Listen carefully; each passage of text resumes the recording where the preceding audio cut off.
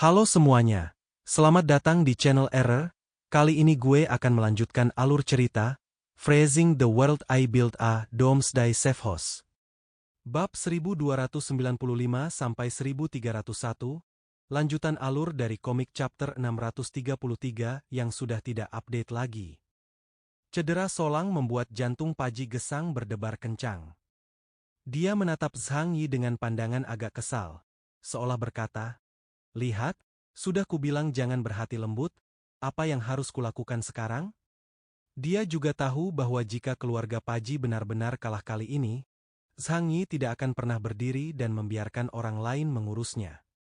Namun, akan sangat buruk jika mereka jatuh pada saat itu, dan Zhang Yi akan terbongkar terlebih dahulu. Dia belum tahu kalau Zhang Yi sudah menghubungi pengurus pemakaman. "Tuanku, apakah Anda benar-benar yakin kita bisa menang?" Paji Gesang menegaskan lagi dengan sedikit kekhawatiran. Zhang Yi berkata dengan tenang, "Tenang saja. Sudah kubilang, kita tidak akan kalah." Ketika Zhang Yi mengatakan ini, bahkan Liang Yu yang ada di sebelahnya tidak dapat menahan diri untuk meliriknya. Sejujurnya, Liang Yu sangat percaya diri dengan kemampuannya sendiri. Tapi, dia tidak terkalahkan. Ada begitu banyak master di dunia dan orang-orang berbakat di semua lapisan masyarakat, sehingga dia tidak berani menjamin bahwa dia akan menang. Dari mana Zhang Yi mendapatkan kepercayaan dirinya? Zhang Yi tidak banyak bicara, hanya membiarkan Paji Gesang menonton pertunjukannya dan itu saja. Pada saat ini, Paji Gesang tidak punya pilihan selain mempercayai Zhang Yi. Oleh karena itu, dalam pertempuran berikutnya, meskipun Solang menderita luka serius, ia harus menerima kenyataan dan menang. Di sisi lain, Xia Zhaluosang tidak terburu-buru pergi ke medan perang. Saat ia tiba di medan perang, orang-orang dari keluarga Shaza telah menyiapkan tempat terbuka untuknya, dan beberapa orang kuat tengah membawa tong besar dan meletakkannya di sana. Semua orang menatap Luosang, bertanya-tanya apa yang akan dilakukan orang ini. Luosang, salah satu pasukan tempur terpenting keluarga Shaza. Keluarga-keluarga lain tidak banyak mengenalnya. Sebagai orang yang memiliki kekuatan tempur bawaan, ia tidak akan mudah berkelahi dengan orang lain. Sekalipun perkelahian terjadi, hanya sedikit orang di dataran tinggi bersalju yang bisa memaksanya menggunakan kekuatan penuhnya. Pada saat ini, Luosang melepas kemejanya, memperlihatkan tubuh gemuknya, dan duduk bersila di atas salju yang dingin. Kemudian, seorang prajurit membuka tong besar itu dan mengambil sesendok demi sesendok cairan kuning bening lalu menuangkannya ke tubuh Luosang. Apa itu? Apa itu semacam ritual sihir tantra? Fatih Su menyalakan mode teleskop dan terkesima dengan pemandangan itu. Dia masih makan banyak sekali sekarang. Dia bahkan tidak menjaga kesehatannya. Dia lebih parah dariku. Ketika Fatih Su melihat seseorang yang lebih gemuk darinya, dia tampak sangat bangga, seolah berkata bahwa dia sama sekali tidak lebih gemuk dari orang tersebut. Paji Gesang berkata dengan serius, "Itu minyak." Dia sedang menyiram dirinya sendiri dengan ghee. Mendengar ini, Zhang Yi dan yang lainnya sedikit terkejut. Apa? Apa dia mau bikin dirinya jadi barbeku? Apa dia benar-benar tulus? Paji Gesang menarik napas dalam-dalam dan berkata kepada yang lain, "Kemampuan Losang adalah api." Api? Zhang Yi tidak dapat menahan rasa terkejutnya saat mendengar tentang kemampuan ini. Sudah lama sejak terakhir kali aku melihat mutan yang punya kemampuan api. Setelah zaman es tiba, cuaca menjadi sangat dingin dan lingkungan yang keras secara alami menekan mereka yang menggunakan api.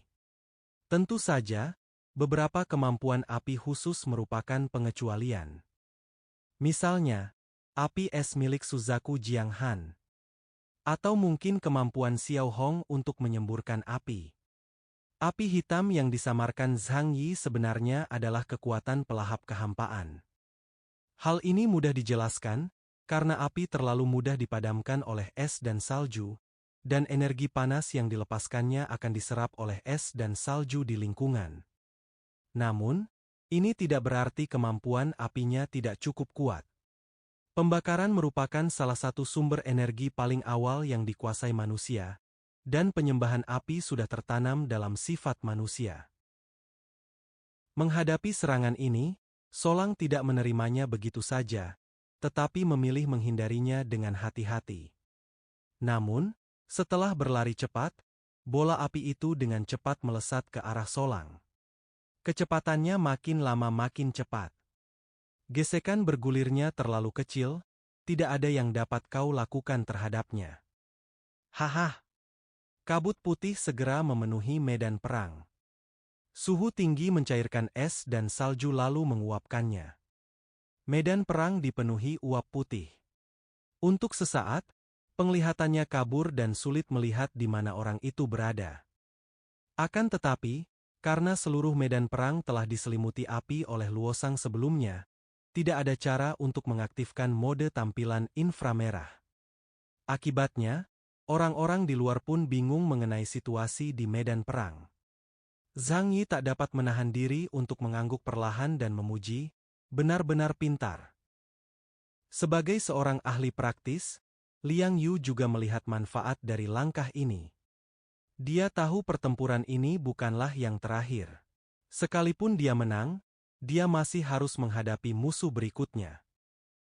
Jadi, tidak ada kesempatan bagi orang lain untuk mengamati gaya bertarungnya. Bahkan Zhang Yi tidak berdaya menghadapi situasi ini. Cara manusia mengamati objek luar tidak lain adalah dengan menggunakan kelima indera tubuh. Di antara semuanya, apa yang kita lihat dengan mata kita adalah cara utama untuk mengamati objek eksternal. Jika kau tidak dapat melihat sesuatu, penilaianmu terhadapnya akan sangat berkurang. Dia tak bisa melihatnya, begitu pula orang lain. Kini semua orang hanya bisa menunggu pertempuran di dalam berakhir. Solang berada di tengah kabut putih, dengan suara gemuruh di telinganya. Itulah deru kereta perang berapi ciptaan Losang yang melaju ke arahnya. Meskipun dia tidak dapat melihat dengan jelas, telinganya masih berfungsi dengan baik. Satu-satunya kekurangannya adalah Losang telah menumpahkan banyak minyak kemana-mana, yang mulai terbakar hebat. Hal ini sangat memengaruhi penilaian Solang, membuat matanya hampir tidak berguna. Titik lainnya ada di bawah kakimu. Di bawah pengaruh suhu tinggi, es di bawah kaki mencair dengan cepat. Tak lama kemudian terbentuklah cekungan yang sangat besar, dan tidak terbentuklah danau karena semua airnya menguap dengan cepat. Bom! Kereta perang yang berapi-api itu keluar lagi dari kabut, dan saat semakin dekat, nyala api keemasan yang menyilaukan masih begitu jelas terlihat. Mata Solang tiba-tiba menjadi fokus. Dia memutuskan untuk menghadapi Luosang secara langsung dan menguji kemampuan aslinya. Sebagai mutan yang kuat, dia tidak takut dengan tabrakan langsung. Sambil memegang tongkat Fajra erat-erat di tangannya, sambil menghadapi bola api raksasa yang menghantamnya, Solang meraung dan mengayunkan tongkat itu. Hanya dengan cara ini pelepasan kekuatan dapat dihindari semaksimal mungkin. Bom! Kekuatan penuh tongkat Fajra menghantam tubuh Luosang dengan keras. Api keemasan menyebar seperti meteor, melewati medan perang dan jatuh kemana-mana. Suaranya seperti guntur dan dapat terdengar jelas dari beberapa kilometer jauhnya. Namun saat tongkat itu diturunkan, tidak terjadi adegan menghentikan lawan seperti yang diharapkan. Losang yang berbentuk bola dan bergulir masih dapat menghilangkan sebagian besar kekuatan Solang. Pupil mata Solang tiba-tiba mengecil, lalu dia menoleh ke arah Luosang yang sedang terbang di udara, tertutup minyak dan terbakar dengan api keemasan. Ada senyum di bibir Luosang, seperti senyum Buddha Maitreya, tetapi ada sedikit sarkasme di dalamnya. Tubuhnya ditutupi lemak tebal, dan sejumlah besar ge dituangkan sementara di atasnya, yang merupakan bahan bakar yang baik dan dapat disekresikan dari kulit. Dengan cara ini, lapisan pelindung alami terbentuk. Ini adalah pertahanan yang sangat baik terhadap mutan yang diperkuat seperti Solang. Sial! Setelah mendarat, Luosang berhenti berguling, mendarat dengan keempat kakinya, dan tiba-tiba menyemburkan api keemasan ke arah Luosang. Nyala api itu panjang dan tipis, bagaikan benang sutra saat keluar, lalu perlahan menebal dan melesat ratusan meter dalam sekali tarikan napas. Api bersuhu tinggi diarahkan ke Solang. Akan tetapi, gerakan Solang sudah mulai uzur, dan ia terperangkap lengah dan hanya bisa menggunakan lengannya untuk menangkis dan menghindar dengan cepat. Namun, kemanapun dia bersembunyi, api Luosang mengikutinya seperti bayangan. Tak lama kemudian, kedua lengannya menghitam. Solang menggertakkan giginya dan merasakan sakit yang luar biasa. Bahkan tubuh yang telah ditempa ribuan kali pun tak mampu menahan semburan api bersuhu sangat tinggi. Luosang sangat bangga. Api yang aku keluarkan dapat mencapai 5.000 derajat Celcius, bahkan melelehkan material terkuat sekalipun. Solang harus mundur dan berguling ke belakang dengan panik untuk menghindarinya. Ketika dia mendongak lagi, daging dan darahnya telah terbakar hitam. Kalau saja kekuatan supranaturalnya tidak mampu menahan panasnya api, dia pasti sudah terbakar menjadi arang sekarang. Wajah Solang sangat tenang. Sebagai seorang pertapa, ia pernah berlutut di jalan setapak pegunungan yang diselimuti salju di musim dingin, hanya mengenakan satu potong pakaian. Meski tubuhnya terkoyak batu dan berlumuran darah, dia tak pernah cemberut. Dia bisa menahan cedera kecil ini. Tetapi, saat ini, luka yang ditinggalkan oleh pukulan mematikan Glare tidak dapat lagi ditekan. Glare juga merupakan mutan yang memperkuat monster, dan dia mengetahui kelemahan monster yang diperkuat dengan sangat baik. Sekalipun kulit, tulang, dan otot dapat dibuat sempurna, organ-organ dalamnya masih rapuh untuk mempertahankan fungsi fisiologis. Pukulan itu menyebabkan luka dalam pada Solang. Pada awalnya, ia dapat menahannya dengan kuat, tetapi begitu ia mulai melawan dengan sekuat tenaga, organ-organ dalamnya akan terasa sakit tak tertahankan. Hal ini tidak diragukan lagi berakibat fatal dalam duel antar master. Solang berwajah dingin, dan otot-otot lengannya menonjol, meningkatkan vitalitas dan kemampuan regeneratif mutan tersebut, yang sungguh mengerikan. Luka bakar tersebut tidak akan menyebabkan pendarahan, dan tidak akan mempengaruhi efektivitas tempurnya. Losang menatap Solang, tetapi wajahnya masih memperlihatkan senyum bak Buddha Maitreya, yang membuat orang-orang merasa semakin menakutkan. Api adalah alat serangan utamanya. Selain itu, dilihat dari fisiknya, ia memiliki kekuatan dan kemampuan bertahan yang signifikan dalam pertempuran jarak dekat.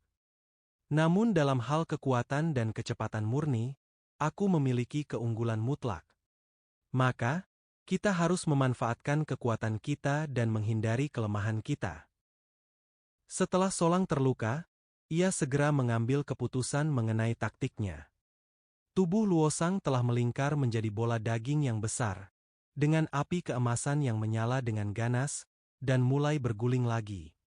Tetapi pada saat ini, Solang meraung, menghancurkan tanah di bawah kakinya, dan langsung menuju ke Luosang. Sebelum dia bisa mulai melaju, dia bergegas menuju Luosang dengan kecepatan tinggi. Pada awalnya, kau menggunakan keunggulan jarak untuk berguling dan meningkatkan kecepatanmu. Tapi dengan tubuh yang gemuk seperti itu, pasti sulit untuk memulainya kan? Jika aku tidak melepaskanmu, aku akan melihat apa yang bisa kau gunakan untuk memukulku. Solang menemukan karakteristik metode serangan Luosang. Kekuatan tumbukan Luosang berasal dari kekuatan setelah akselerasi, tetapi kekuatannya sendiri jelas tidak lebih kuat dari Solang. Jadi, hentikan saja mantranya. Solang bergegas menuju Luosang. Saat itu, Luosang meringkuk seperti bola dan sama sekali tak bisa lepas dari kecepatan Solang. Tongkat Vajra bagaikan sambaran petir di langit cerah, meninggalkan jejak mengerikan di udara. Ledakannya bagaikan guntur, menghantam tubuh gemuk Luosang. Tongkat berlian itu tertanam dalam di daging, dan lapisan lemak serta minyak di permukaannya dicambuk, menciptakan gelombang daging. Meskipun kekuatan mengerikan itu sudah sangat berkurang, namun Luosang tetap terlempar seperti bola yang ditendang. Bom! Bola daging besar itu jatuh ke tanah dan memantul keras di tanah lebih dari 10 kali sebelum berhenti. Darah Luosang mendidih, tetapi lapisan pertahanan alaminya meredakan tekanan yang ada padanya, mencegahnya dipukuli hingga menjadi bubur. Akan tetapi, memar yang mengerikan masih tertinggal di sekujur tubuhnya, dan bekas luka yang ditinggalkan tongkat Fajra segera berubah menjadi ungu tua. Berhasil, coba lagi. Solang memanfaatkan kemenangan itu dan mengejar musuh. Bagaikan kilat, ia melompat ke udara dengan kekuatan guntur dan memukul kepala Luosang dengan tongkat. Kekuatan pamungkasnya begitu mengerikan hingga mampu menahan semua hal yang mewah. Wajah Luosang berubah, dan tubuh gemuknya berguling menjauh secara berbahaya. Bom! Bumi hancur berkeping-keping dengan suara keras, sejumlah besar es dan salju hancur berkeping-keping dan beterbangan keluar. Setelah pertempuran ini, padang salju telah tenggelam lebih dari 10 meter, dan uap putih memenuhi udara. Tak seorang pun dapat melihat dengan jelas apa yang terjadi di dalamnya. Zhang Yi tetap tenang, tetapi berkata kepada Liang Yu, "Bersiaplah untuk naik panggung. Giliranmu hampir tiba." Liang Yu bertanya, "Apakah menurutmu Solang tidak bisa menang?" Zhang Yi berkata dengan tenang, "Kemungkinan besar kita akan kalah." Bukan karena Zhang Yi meremehkan kekuatan Solang. Namun luka-luka itu ada di tubuh Solang. Bagi mutan yang diserang dari jarak jauh, cedera pada organ dalam mereka dapat ditekan secara paksa melalui obat-obatan dan tekad. Namun, bagi mutan kuat yang terlibat dalam pertempuran jarak dekat, cederanya akan bertambah parah setiap kali ia berlatih dengan giat. Mungkin kau bisa menahannya pada awalnya, tetapi kemudian, kau tidak akan bisa mengendalikan diri sendiri. Gelombang api yang berkobar melesat dari medan perang yang berkabut ke langit, sehingga membubarkan area kabut yang luas. Hal ini juga memungkinkan orang untuk melihat pemandangan di dalam dengan jelas untuk sementara waktu. Solang memegang tongkat Fajra di tangannya, tubuhnya yang tinggi dan agung seperti menara besi hitam, kakinya menginjak tanah, seperti Fajra yang tidak akan pernah jatuh. Luosang muncul di kejauhan dalam keadaan agak acak-acakan, terengah-engah. Ada 3 bekas tusukan tongkat berwarna ungu tua di tubuhnya yang gemuk, yang tampak ganas dan mengerikan. Daging dan darah di bagian itu telah mengalami nekrosis seluruhnya. Kalau saja lemak di tubuhnya tidak sebanyak itu, serangan-serangan itu pasti sudah merobek-robek organ dalamnya. Ini pula sebabnya mengapa kebanyakan jenderal militer di zaman dahulu memiliki perut buncit dan tidak memperhatikan otot-otot di sekujur tubuh mereka. Bentuk tubuh yang benar-benar menguntungkan untuk bertarung harus memiliki lemak sebagai penyangga. Dilihat dari situasi saat ini, jelaslah bahwa Solang memiliki keunggulan. Mata prajurit pribadi keluarga Pudge berbinar, seolah mereka melihat harapan kemenangan. Seperti yang diharapkan dari Tuan Solang, dia sungguh menakjubkan. Inilah prajurit nomor 1 keluarga Pudge kita. Siapa yang bisa mengalahkannya? Mungkin Tuan Solang bisa mengalahkan ketiga mutan dari ketiga keluarga ini. Itu akan jadi pemandangan yang luar biasa. Prajurit-prajurit keluarga Pudge mulai memiliki imajinasi yang indah. Zhang Yi dan Liang Yu memandang Solang di lapangan, tetapi mereka tidak menganggap situasinya sangat optimis. Solang yang tampak tidak mengalami masalah, tanpa sadar menarik perutnya saat berolahraga. Hal ini tidak bisa disembunyikan dari Zhang Yi dan yang lainnya. Luka dalam Solang semakin parah, dan ia harus ditahan dengan paksa agar tetap bisa bertarung di lapangan. Kecuali jika ia dapat segera merebut Luosang, makin lama pertempuran berlangsung, makin besar pula kesulitan yang akan ia hadapi. Tetapi bagaimana dia bisa mengalahkan pria berminyak ini dengan beberapa kilogram lemak? Alis Solang terangkat, dan dia tahu bahwa luka-lukanya kambuh. Kita harus menyelesaikan ini dengan cepat. Menatap Losang di depannya, Tangannya perlahan memutar tongkat Fajra. Saat berikutnya, dia menghentakkan kakinya ke tanah dan menyerbu ke arah Luosang seperti bola meriam. Kali ini, tongkat Fajra di tangannya berubah menjadi tombak, dan dia mulai menyerang Luosang dengan paku di ujung lainnya. Luosang juga merasakan niat Solang untuk mempertaruhkan nyawanya, tetapi dia masih tersenyum. Ia menyilangkan tangannya, dan api yang lebih dahsyat pun menyembur dari tubuhnya. Satu demi satu api melilit seperti ular panjang, menggigit Solang. Api yang membakar habis rambut Solang, meninggalkannya dengan kepala botak besar dan hitam. Namun, ia sama sekali tidak takut. Ia menerjang panas terik dan menggunakan tongkat berlian di tangannya untuk memadamkan api, lalu berlari menuju Luosang tanpa melambat. Namun saat ini, lelaki gemuk besar bagaikan bakso itu tidak memilih untuk berhadapan langsung dengan Solang. Ia seperti bola, memantul kembali dan menghindar. Hehehe, lukamu kambuh, kan? Kalau terus-terusan diseret, nanti muntah darah. Siapa yang mau mempertaruhkan nyawanya denganmu? Losang telah melihat masalah dengan Solang. Luosang sangat jelas tentang kekuatan Gelu. Bahkan seorang master seperti Solang akan terluka oleh pukulan terakhirnya dengan mempertaruhkan nyawanya. Kalau begitu, tunda saja perlahan-lahan. Luosang mulai menjauhkan diri dan melancarkan serangan jarak jauh terhadap Solang dengan api bersuhu tinggi. Zhang Yi mendapati bahwa saat orang ini perlahan-lahan menjatuhkan pedangnya, tubuhnya tampak sedikit menyusut. Mulai kurus? Itu artinya dia menyimpan lemak di tubuhnya, memperlakukan dirinya seperti tangki minyak. Zhang Yi menyentuh dagunya, menarik. Namun tak lama kemudian, ia berkata pada Liang Yu di sebelahnya, "Bersiaplah, giliranmu segera tiba." Liang Yu mengangguk, memegang pedang panjang di tangannya. Untuk menyembunyikan identitasnya, tentu saja ini bukan Long Ming, melainkan senjata logam adamantium lainnya. Ngomong-ngomong, jangan lupa bawa ini. Saat Zhang Yi berbicara, dia mengulurkan tangan dan mengangkat hua-hua dari bahunya dan meletakkannya di pelukan Liang Yu. Liang Yu tertegun. Ia menatap hua-hua dengan tatapan kosong. "Apa yang kau lakukan?" Zhang Yi berkata dengan ekspresi datar. "Sebagai mutan pengendali binatang, wajar saja jika kau membawa binatang perang ke medan perang, kan?" Baru pada saat inilah Liang Yu akhirnya mengerti mengapa Zhang Yi begitu yakin bahwa ia dapat memenangkan duel ini. Karena dari segi kekuatan, hua-hua yang kunci gennya telah terbuka, bahkan lebih kuat dari Liang Yu. Jika kombinasi semacam itu muncul, itu akan menjadi eksistensi tingkat bug yang lengkap. Liang Yu tertegun cukup lama, dan akhirnya mengucapkan sebuah kalimat. "Kupikir kau menganggapku sebagai orang jenius yang satu di antara sejuta." Zhang Yi menunjuk hua-hua sambil tersenyum.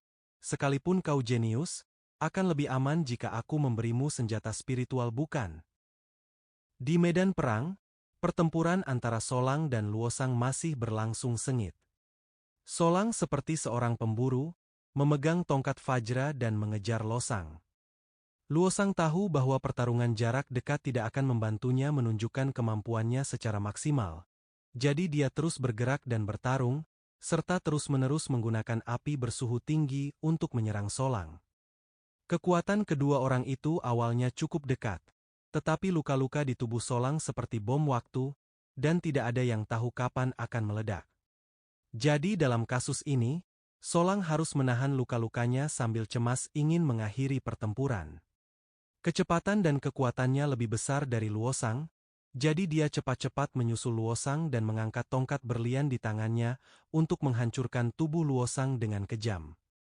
Losang tidak punya pilihan selain berbalik dan memilih menahan serangan Solang dengan punggungnya. Dor! Suara tumpul terdengar dari tanah, seperti guntur yang teredam. Lemak di punggung Luosang bagaikan ombak, tetapi tetap saja tidak bisa menghilangkan kekuatan Solang sepenuhnya.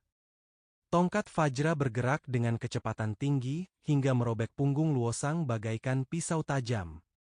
Darah berceceran, Luosang mengeluarkan erangan teredam, lalu menggunakan kekuatannya untuk menyerbu ke depan. Solang sudah haus darah, dan mengikutinya dari dekat, menebas dengan tongkat demi tongkat. Dengan kobaran api di sekitar Luosang, tongkat Fajra miliknya tanpa ampun jatuh ke punggung Luosang. Tongkat lain jatuh, dan kulit serta dagingnya terkoyak lagi. Luosang juga tahu bahwa Solang sedang bertarung dengan sekuat tenaga, tetapi dia tidak ingin mati bersama Solang, jadi dia hanya bisa memilih untuk melarikan diri dan menunda waktu. Kemudian, sebuah adegan yang sangat lucu muncul di medan perang. Dua orang asing kelas atas dari Snowy Plateau bertingkah seperti penjahat, salah satu dari mereka berlari menyelamatkan diri di depan, sementara yang lain memukulnya dengan tongkat berlian dari belakang. Yah! Mungkin ini yang disebut kembali ke dasar. Semua orang yang menonton adegan ini merasa sedikit geli dalam hati mereka, tetapi tidak seorang pun benar-benar tertawa terbahak-bahak. Semua orang menatap mereka, ingin melihat siapa yang bisa bertahan sampai akhir. Akhirnya, setelah bertarung selama lebih dari 10 menit, cedera Solang akhirnya membuat gerakannya sedikit tidak terkoordinasi. Ketidakharmonisan ini tercermin dari kecepatannya dalam mengejar Luosang yang melambat. Punggung Luosang telah dipukuli hingga berkeping-keping, tetapi yang keluar bukan hanya darah, tetapi lebih banyak lemak putih dan minyak kuning. Dia tampak terluka parah, tetapi dia masih berlari sangat cepat, sambil berteriak. Sebaliknya gerakan Solang lambat dan berat.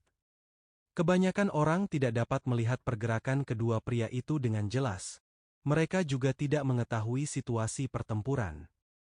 Mereka hanya tahu bahwa Solang telah menekan Luosang, dan Luosang tidak punya pilihan selain melarikan diri. Namun, Zhang Yi dan Liang Yu jelas melihat masalah dengan Suolang Deji. Luosang merasakan angin kencang dari tongkat di belakangnya, dan kemarahan yang telah lama terpendam akhirnya menyala. Namun dia tidak khawatir, malah terus berlari maju. Dia sekarang hanya menderita beberapa cedera ringan, yang menyakitkan namun tidak fatal, sehingga memungkinkannya mempertahankan efektivitas tempur yang baik. Tunggulah sedikit lebih lama, sampai luka-luka pada organ dalam Solang benar-benar pecah. Lalu dia akan berbalik dan memanggangnya menjadi domba panggang utuh yang harum. Luosang tengah menyusun rencana yang sempurna dalam benaknya. Tiba-tiba, Solang yang mengejarnya dengan putus asa berhenti. Dia perlahan melambat dan berdiri di atas salju. Luosang juga berhenti di kejauhan, menatap Solang dengan tatapan bingung dan waspada. Kenapa dia tiba-tiba tampak begitu tenang? Apa dia akan menggunakan trik khusus? Luosang menyadari ada sesuatu yang salah. Karena ekspresi Solang terlalu tenang, seolah-olah dia tidak peduli dengan apapun yang dia lakukan. Itu seperti mempertaruhkan nyawa. Luosang merasa seolah-olah sedang menghadapi musuh yang tangguh. Ia merendahkan tubuhnya, dan anggota tubuhnya yang kuat menopang tanah bagaikan pilar. Setelah menarik napas dalam-dalam, tubuhnya membengkak seperti balon, dan tubuhnya yang sudah gemuk tiba-tiba menjadi 2 kali lipat ukurannya. Ini adalah postur pertahanannya. Apapun jenis serangan yang dihadapinya, ia dapat menggunakan lemak di tubuhnya sebagai pertahanan alami. Pada saat ini, Solang membuka mulutnya dan berkata dengan suara yang tidak keras tetapi cukup keras untuk didengar semua orang. Aku menyerah. Hening sejenak di kedua sisi medan perang. Tak seorang pun bersuara, dan hampir semua orang menatap Solang di medan perang dengan tatapan tak percaya. Banyak orang bahkan curiga bahwa mereka berhalusinasi. Bahkan Luosang di medan perang pun sulit memahaminya. Bagaimana mungkin Solang mengaku kalah saat ini? Kau tahu, jika dia mengaku kalah, maka hanya akan ada satu orang tersisa di keluarga Pudge. Ketika orang itu muncul lagi, ia harus melawan Luosang terlebih dahulu. Bahkan setelah menang, mereka masih harus menghadapi orang terakhir dari 3 pasukan koalisi. Luosang saat ini masih memiliki efektivitas tempur yang relatif kuat. Apakah Solang begitu yakin dengan orang yang akan muncul? Luosang tidak bisa mengerti. Baru ketika Zhang Yi melihat Solang datang ke arah pasukan tanpa menoleh ke belakang, dia tersenyum dan mengangguk. Dia pria yang cerdas.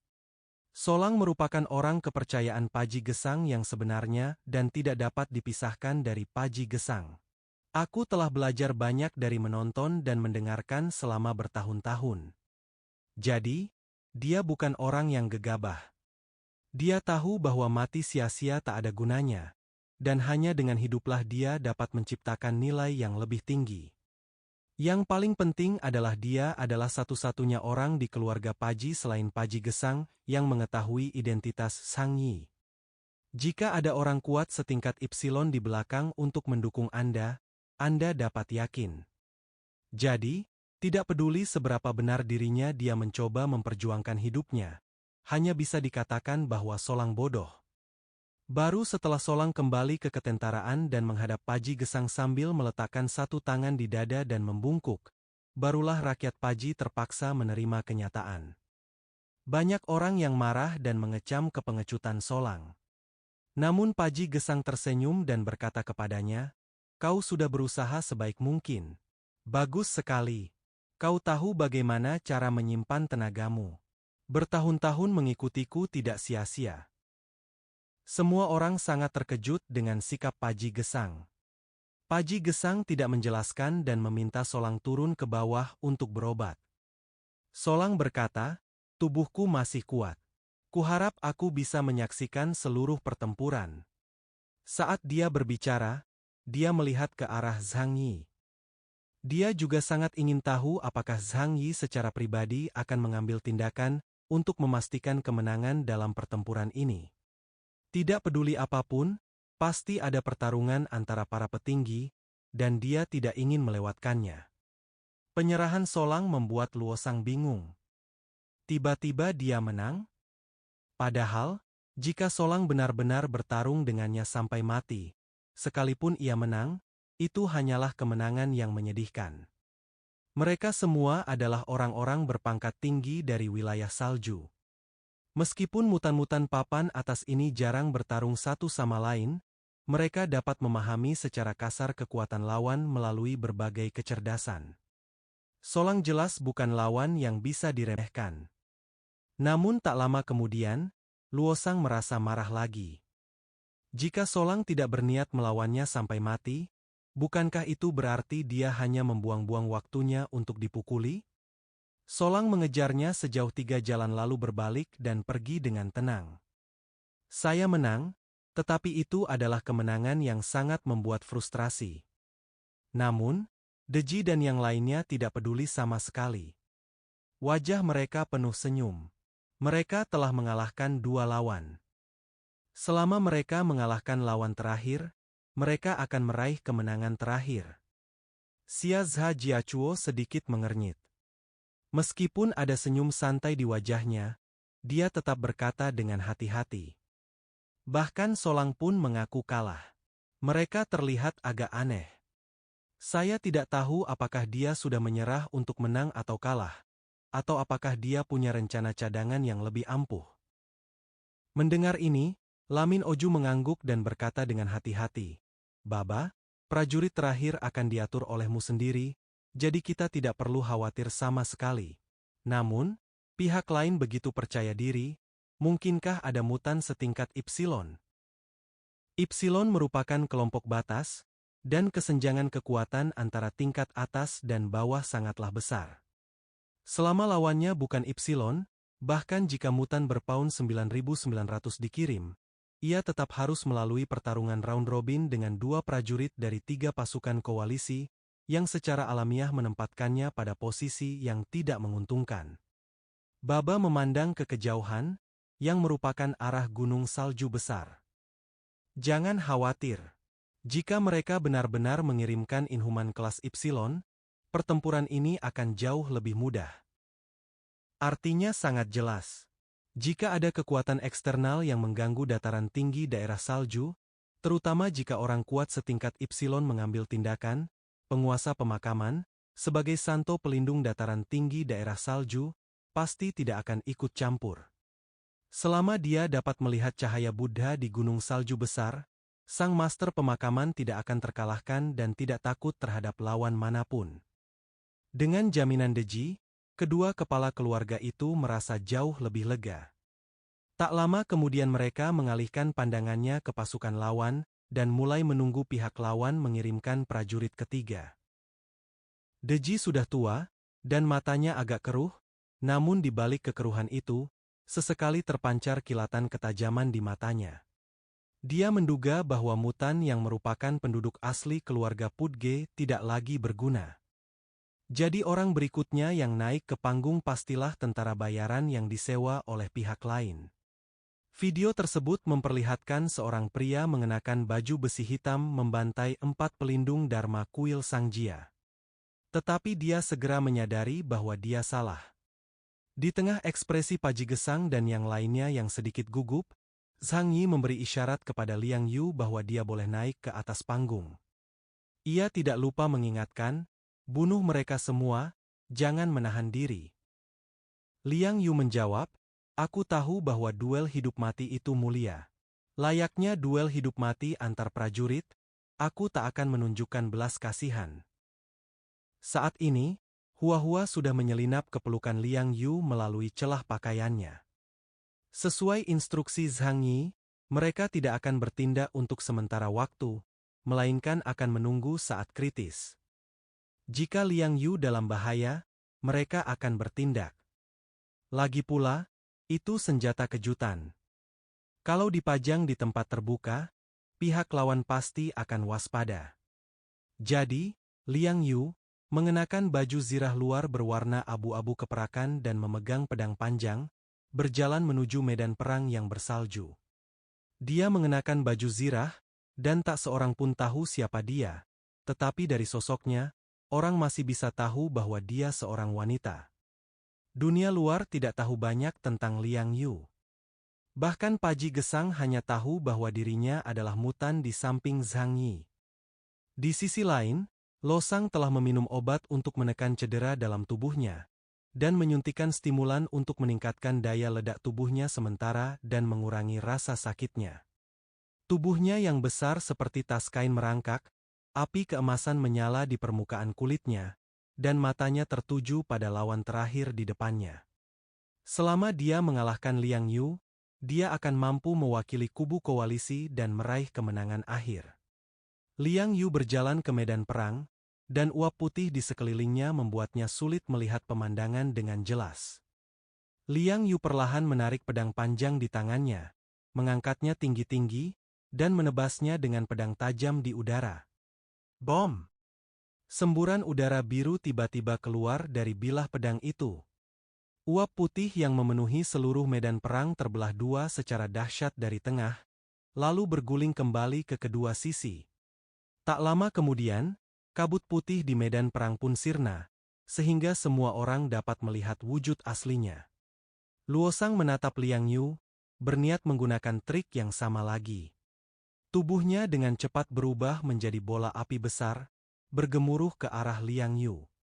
Api yang berkobar memancarkan panas yang membakar, dan lemak tebal membentuk lapisan pelindung yang sangat baik pada permukaan tubuhnya, yang merupakan cara terbaik untuk menahan serangan fisik. Liang Yu mengangkat lengan kirinya perlahan-lahan, dan baju zirah di lengan kirinya terbuka dengan bunyi dengungan, memperlihatkan alat peluncur di bawahnya. Liang Yu membidik ke arah Luosang yang berputar. Ia bagaikan bola api raksasa, mendekat dengan cepat. Meskipun jaraknya ratusan meter, ia sudah bisa merasakan suhunya yang tinggi. Liang Yu meluncurkan lebih dari selusin rudal mikro tanpa ragu-ragu, menghalangi arah serangan. Bom!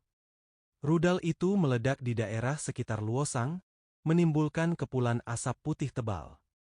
Saat tubuh Luosang berguling-guling, tiba-tiba ia membeku sesaat. Bahkan api di sekujur tubuhnya seakan tertiup angin kencang dan dengan cepat meredup dengan suara wus. Yang diluncurkan Liang Yu bukanlah rudal biasa, melainkan rudal khusus berisi nitrogen cair di dalamnya. Sebagai salah satu elemen pendingin terbaik di dunia, ia dapat dengan cepat menurunkan suhu sekitar hingga minus 200 derajat Celcius. Kemampuan Luosang adalah api, dan nitrogen cair dapat menyerap panas yang dilepaskannya dan menghabiskan kekuatan supernaturalnya. Benar saja, suhu rendah ekstrim ini jauh lebih rendah daripada suhu di udara, dan sejumlah besar energi panas yang dilepaskan oleh api Luosang diserap. Hal ini juga menyebabkan kekuatan api yang bisa dilepaskannya menjadi sangat melemah saat dia berada di depan Liang Yu. Menghadapi kereta bom manusia yang datang di depannya, Liang Yu tidak membabi buta menggunakan pisau panjang untuk memotongnya. Postur tubuh Losang yang berguling, ditambah dengan minyak di permukaan kulit, dapat sangat mengurangi serangan fisik dari segala sudut. Kalau kau bertindak gegabah, kau malah bisa terkena tubuhnya. Sebagai seorang ahli dalam pertarungan praktis, Liang Yu mengamati pertarungannya dengan solang dari pinggir lapangan dan tentu saja tidak akan membuat kesalahan yang sama. Dia melompat ke udara dan menghindari Losang yang berguling. Liang Yu yang melayang di udara bagaikan seekor burung yang lincah, jari-jarinya yang ramping bersinar dengan cahaya keemasan dalam cahaya api. Luosang menyerbu area tempat Liang Yu berada, tetapi berhasil dihindari oleh Liang Yu dengan cekatan. Namun, di tangan kiri Liang Yu, benang nano yang sangat tipis dipancarkan dari pemancar. Luosang terus menyerang ke depan, dan setelah gagal, dia bergegas menuju Liang Yu lagi.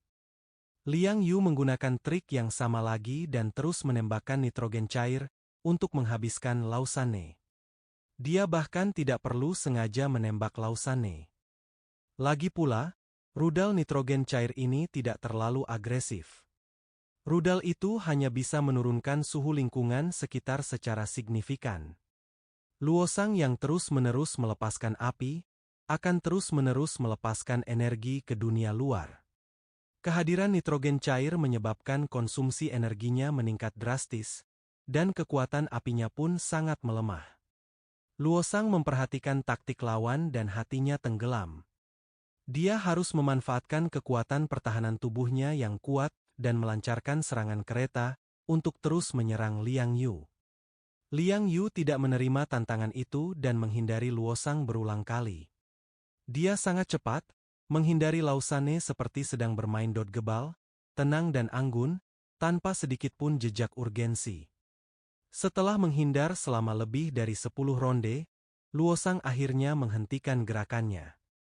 Bukan karena ia lelah, tetapi ia tiba-tiba merasa gerakannya terganggu oleh sesuatu, sedemikian rupa sehingga kulitnya terasa seperti dipotong-potong oleh pedang bedah yang tak terhitung jumlahnya. Akibatnya, gerakannya pun menjadi lambat. Luosang berhenti dan mengamati tubuhnya dengan saksama, dan tiba-tiba pupil matanya menyusut tajam. Aku tidak tahu kapan itu dimulai, tetapi tubuhnya sebenarnya dibungkus dengan benang sutra yang sangat tipis. Yaitu benang sutra yang terbuat dari bahan nano dan memiliki ketangguhan yang sangat tinggi. Ketika pertama kali melilitnya, Liang Yu tidak menggunakan kekuatan apapun untuk menariknya, tetapi terus melepaskannya. Dengan bantuan gerakan Lausane, ia dengan cepat melilit seluruh tubuhnya. Benang sutra yang sangat tipis ini tidak akan terasa apa-apa meskipun melilit tubuhmu. Namun seiring bertambahnya jumlah lingkaran, efek yang berbeda dihasilkan. Nano kawat itu tertanam dalam di lemaknya yang tebal. Dengan bantuan tenaga geseknya sendiri, kawat nano mulai memotong daging gemuknya. Prinsipnya seperti dia menjebak lemaknya ke dalam jaring besar. Satu-satunya perbedaan adalah bahan yang digunakan untuk membuat jaring besar tersebut adalah kawat nano, yang lebih tajam dari pedang dan sangat kuat. Jika Anda masih belum tahu dan teruslah berjuang. Saat itu, Liang Yu tidak perlu berbuat apa-apa, dia akan bunuh diri. Kulit kepala Luosang mati rasa dan seluruh tubuhnya terasa sangat dingin. Dia belum pernah mendengar gaya bertarung seperti ini sebelumnya, dan belum pernah melihatnya sebelumnya dalam hidupnya. Namun, ini bukan salahnya. Ketika wilayah Barat Daya memutuskan untuk kembali ke era pemerintahan kepala suku, pertikaian internal dan kemunduran mereka menyebabkan keterbelakangan mereka yang nyata di berbagai bidang. termasuk pemikiran dan keterampilan tempur. Sementara mereka masih mengandalkan kekuatan kasar untuk bertarung, petarung praktis seperti Liang Yu dan Zhang Yi sudah mulai bertarung dengan menggunakan segala cara yang mungkin. Liang Yu menatap Luosang yang telah berhenti bergerak dan berkata ringan, "Sepertinya kau akhirnya menemukannya." Dia memegang pedang panjang dan berjalan menuju Luosang Qi selangkah demi selangkah. "Aku sarankan kau untuk tidak bertindak gegabah. Kalau tidak, kau akan mudah terpotong-potong." Mendengar ini, Luosang sangat marah hingga dia mencibir berulang kali. "Kau pikir kau bisa menahanku dengan trik kecil ini? Konyol sekali." Meskipun aku tidak tahu jenis benang sutra apa yang digunakan Liang Yu, bagaimana mungkin senjata setipis itu menyebabkan begitu banyak kerusakan pada tubuhnya dengan kekuatan pertahanan yang luar biasa? Ah! Luosang meraung, dan tubuhnya tiba-tiba membengkak. Ia bagaikan kantong kain kuning. Seiring ia mengembang, benang-benang sutra yang melilit tubuhnya menjadi semakin jelas. Lebih tepatnya, lekukan dalam pada tubuhnya itulah yang membuatnya tampak agak mengerikan. Luosang mengerahkan kekuatannya secara tiba-tiba. Benang sutra yang terbuat dari nanomaterial benar-benar putus. Akan tetapi, daging dan darahnya juga terpotong menjadi luka yang mengerikan. Ah! Luosang meratap lagi, tetapi kali ini karena kesakitan. Zhang Yi tidak dapat menahan napas. Orang yang kejam sekali. Tapi dia memang idiot. Luosang tidak tahu apa itu nanomaterial. Ketangguhan benang sutra ini tak terbayangkan, dan itu bukan kawat baja. Dia benar-benar mencoba menghancurkannya dengan darah dagingnya. Keberaniannya patut dipuji, tetapi IQ-nya mengkhawatirkan. Luosang berlumuran darah, lemak dan darah ada di mana-mana, dan tubuhnya penuh luka. Semakin ia menarik dan meronta kesakitan, semakin erat pula nano kawat yang melilit tubuhnya, seperti bola benang yang tidak dapat diputus. Pada saat ini, Liang Yu mendekat dengan membawa pedang. Pupil mata Luosang tiba-tiba mengecil, dan tenggorokannya bergerak dengan keras. Ketika Liang Yu mendekatinya, dia tiba-tiba membuka mulutnya lebar-lebar, dan sebuah fajra keluar dari tenggorokannya dan langsung menuju ke wajah Liang Yu. Liang Yu tidak menghindar atau menghindar. Pedang panjang di tangannya terbungkus energi biru dan ia menebas langsung ke arah Kuo Dian. Klang! Fajra itu langsung terpental, Liang Yu mendekat ke Luosang, mengangkat pedang dan menebas. Luosang benar-benar cemas saat ini. Tubuhnya mengeluarkan api bersuhu sangat tinggi, dan seekor naga api menyembur keluar dari mulutnya, berputar-putar dan membungkus Liang Yu sepenuhnya. Namun tak lama kemudian, sosok Liang Yu yang berwarna putih keperakan melesat keluar dari kobaran api. Baju zirah luar pada tubuhnya dibuat oleh Lu Keran sendiri, dan dapat menahan suhu sangat tinggi dan sangat rendah. Bahkan suhu tinggi ribuan derajat dapat ditoleransi dalam waktu singkat. Pada saat ini, Liang Yu telah mencapai depan Luosang. Dia terjebak dalam jaringnya sendiri, dan benang nano yang dilepaskan Liang Yu hanya melilitnya dengan longgar. Akan tetapi, saat ia terus berguling dan berjuang, kawat nano yang terjerat tidak beraturan ini menjadi semakin erat. Selama ia mengerahkan sedikit tenaga untuk bergerak, benang sutra yang tertanam dalam dagingnya akan terus menyayatnya, menyebabkan ia merasakan sakit di sekujur tubuhnya seolah-olah ia disiksa dengan sayatan lambat. "Pergilah ke neraka." Suara dingin Liang Yu datang seperti dewa kematian. Sosoknya telah datang ke Luosang. Pedang panjang di tangannya diarahkan ke perutnya yang gemuk, dan pedang yang dibungkus energi biru itu berhasil. Kecepatan pedang ini terlalu cepat. Ketika Luosang, yang gerakannya terbatas, ingin menghindar, pedang itu sudah meninggalkan bayangan biru di udara. Luosang hanya merasakan dingin di perutnya. Lalu, muncullah rasa sakit yang tak terbayangkan dan begitu hebatnya. Uhuk! Liang Yu membelah tubuhnya menjadi dua bagian mulai dari perut, dan sejumlah besar isinya langsung mengalir keluar, dengan lemak kuning, usus berminyak dan organ dalam berhamburan ke seluruh tanah. Setelah Liang Yu menebas dengan pedangnya, dia dengan cepat mundur sejauh lebih dari 10 meter dan nyaris terhindar dari benda-benda ini. Namun, setelah melihat pemandangan ini, orang-orang di kedua sisi medan perang tidak dapat menahan rasa mual dan bahkan ingin muntah. Tubuh Luosang terbelah dua. Ia jatuh ke tanah, menjerit nyaring. Pemenggalan kepala, cara kematian ini terlalu kejam. Semua orang di sekitar merasa ngeri saat melihat pemandangan ini. Semua orang di pihak koalisi, termasuk keluarga Pudge, tidak dapat menahan diri untuk tidak terkesiap ketika mereka melihat Liang Yu. Bukan karena Liang Yu menang. Itu karena kemenangan Liang Yu terlalu menentukan dan gaya bertarungnya hanyalah serangan pengurangan dimensi untuk mutan di dataran tinggi bersalju. Kemenangan Liang Yu tidak sepenuhnya disebabkan oleh kekuatan fisiknya sendiri. Sebaliknya, ia mengamati kelemahan lawannya, lalu menggabungkan berbagai taktik untuk membatasi serangannya dan akhirnya memberikan pukulan yang mematikan. Hingga hari ini, duel antar manusia asing di dataran tinggi bersalju tersebut masih dilakukan dengan cara kuno, yakni pertarungan hidup dan mati. 2,5 tahun telah berlalu sejak berakhirnya dinasti Qing, dan 4 keluarga kepala suku utama masih saling bertikai dan membuang-buang energi mereka pada perselisihan internal. Hal ini juga menyebabkan stagnasi atau bahkan kemunduran perkembangan teknologi mereka. Gaya bertarung Liang Yu memberi mereka pelajaran yang bagus. Ternyata perkelahian bisa seperti ini.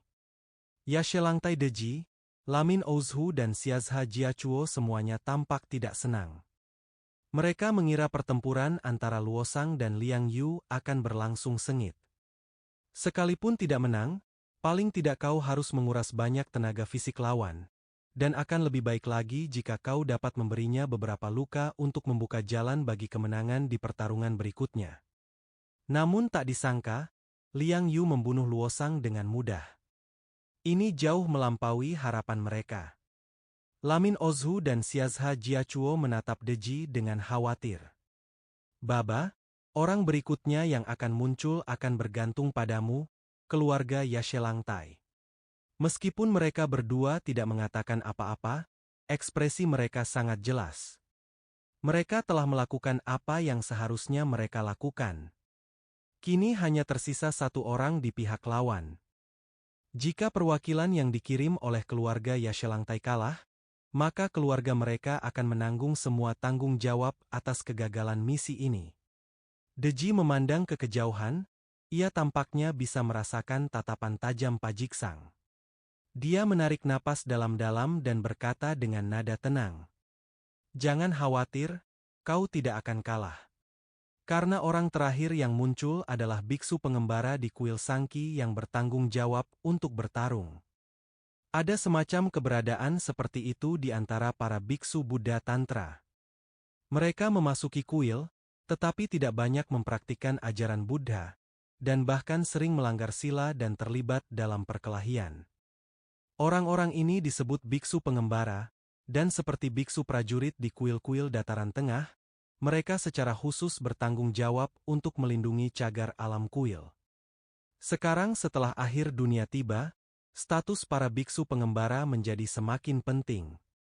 Deji secara khusus melatih sekelompok preman. Orang-orang seperti Luolun merupakan representasi dari biksu pengembara, yang juga dikenal sebagai The Duo. Muchuan, Ashina dan Zangbu semuanya adalah biksu yang terkenal jahat dan tidak bermoral. Xiazha Jiachuo dan Lamin Ouzhu sama-sama tampak berhati-hati. Setelah Muchuan dan yang lainnya tewas dalam pertempuran, anggota sekte biksu pengembara yang terkenal dan ternama hampir punah. Namun Deji begitu percaya diri, seolah-olah ia memiliki kartu truf yang tidak diketahui di tangannya. Deji hanya menoleh dan berkata kepada biksu di belakangnya, "Panggil Yinatai."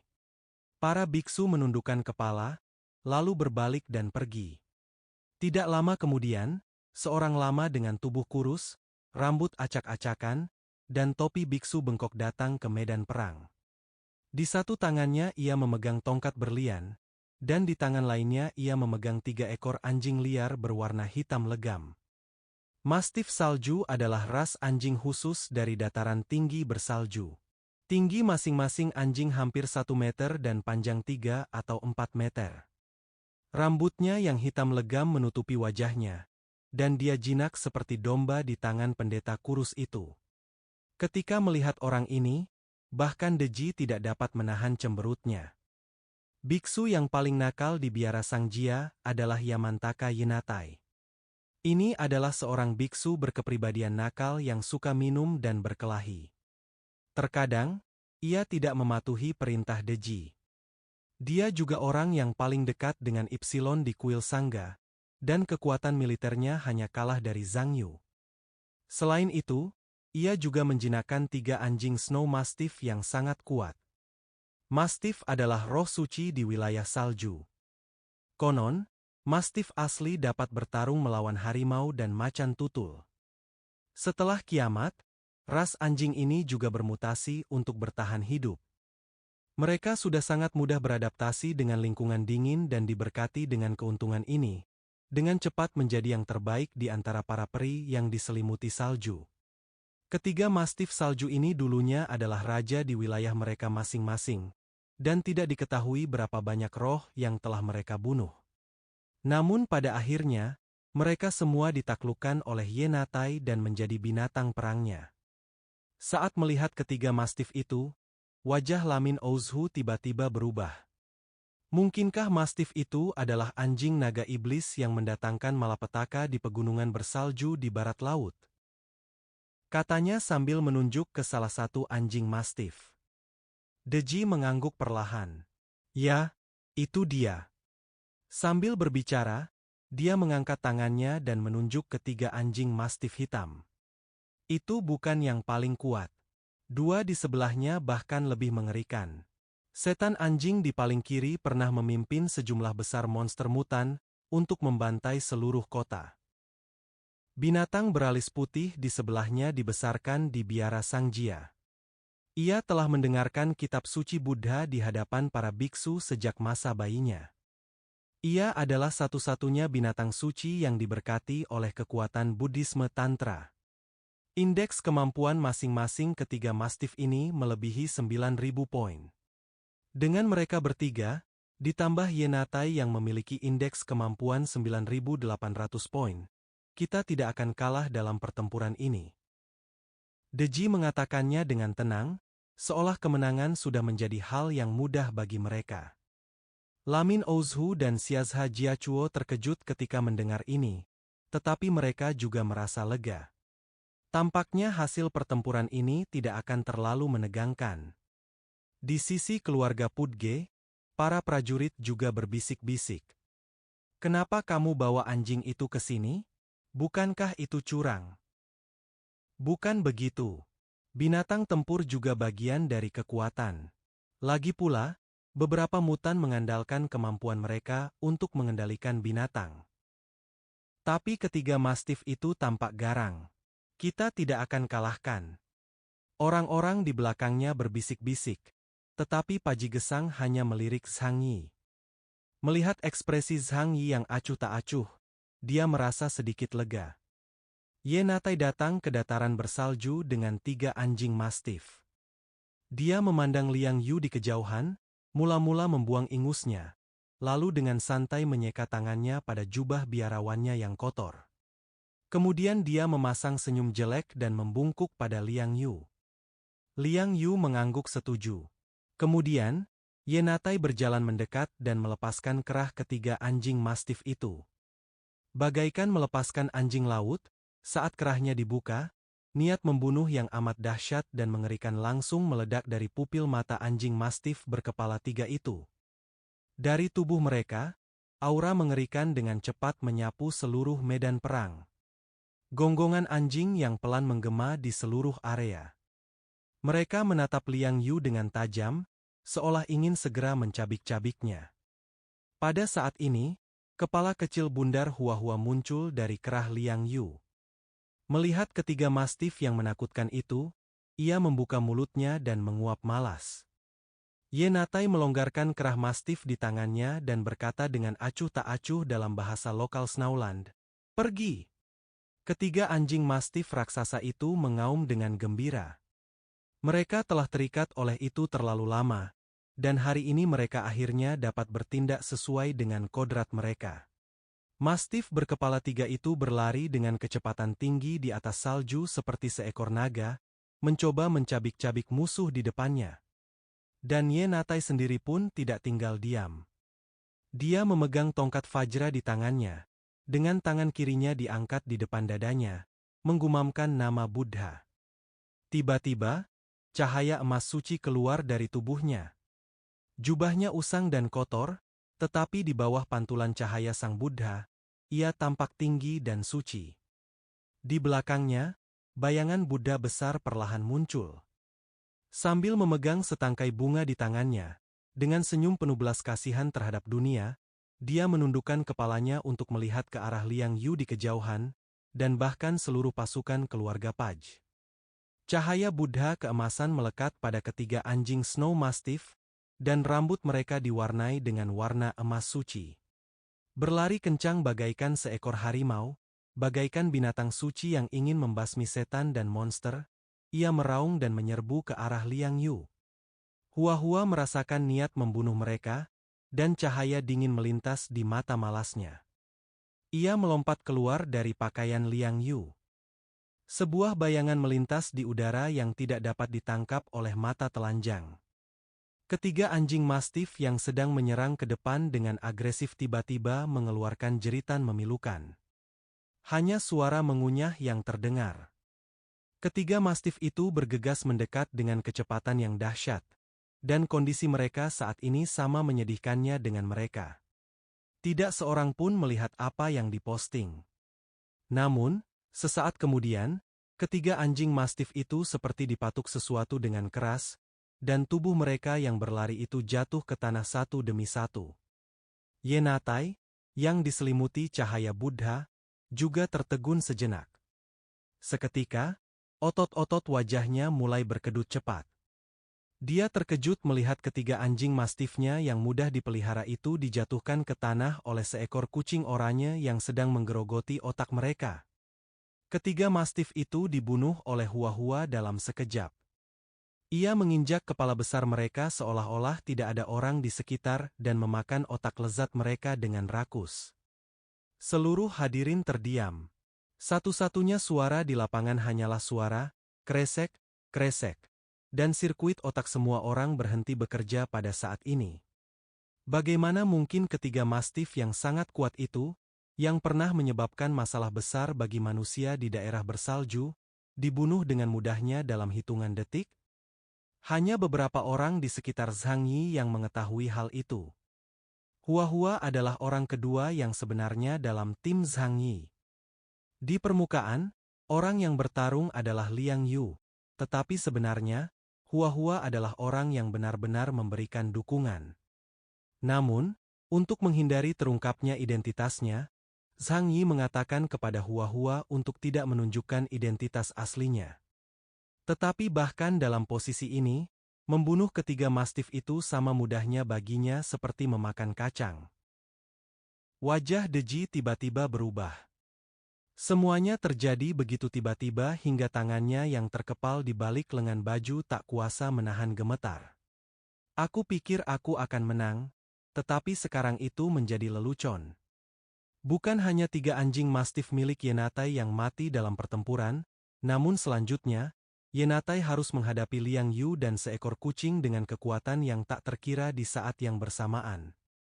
Hanya berdasarkan kemampuan membunuh mastif berkepala 3 dalam hitungan detik, indeks kemampuannya pasti tidak akan lebih rendah dari 9.800 poin. Jika diungkapkan dengan cara yang lebih mengerikan, kucing belang itu bahkan dapat melawan mesin itu sendirian. Di pihak koalisi, wajah hampir semua orang dipenuhi kesuraman. Situasi di medan perang tiba-tiba berubah, membuat mereka lengah. Termasuk orang yang mengucapkan mantra itu, dia tertegun cukup lama dan tidak tahu harus berkata apa. Sebelum Liang Yu menghunus pedangnya, dia berkata kepada Hua-Hua, "Hua-Hua, berdirilah di sampingku. Dia tidak sengaja merendahkan suaranya, sehingga saluran lainnya bisa mendengarnya. Dengan kata lain, Liang Yu memberitahu Yenatai bahwa jika aku tidak bisa menghadapimu, binatang perangku akan mengambil tindakan. Wajah Yenatai menjadi pucat dan dia mengepalkan tongkat Vajra di tangannya. Kali ini, dia merasakan sedikit lebih banyak tekanan di hatinya.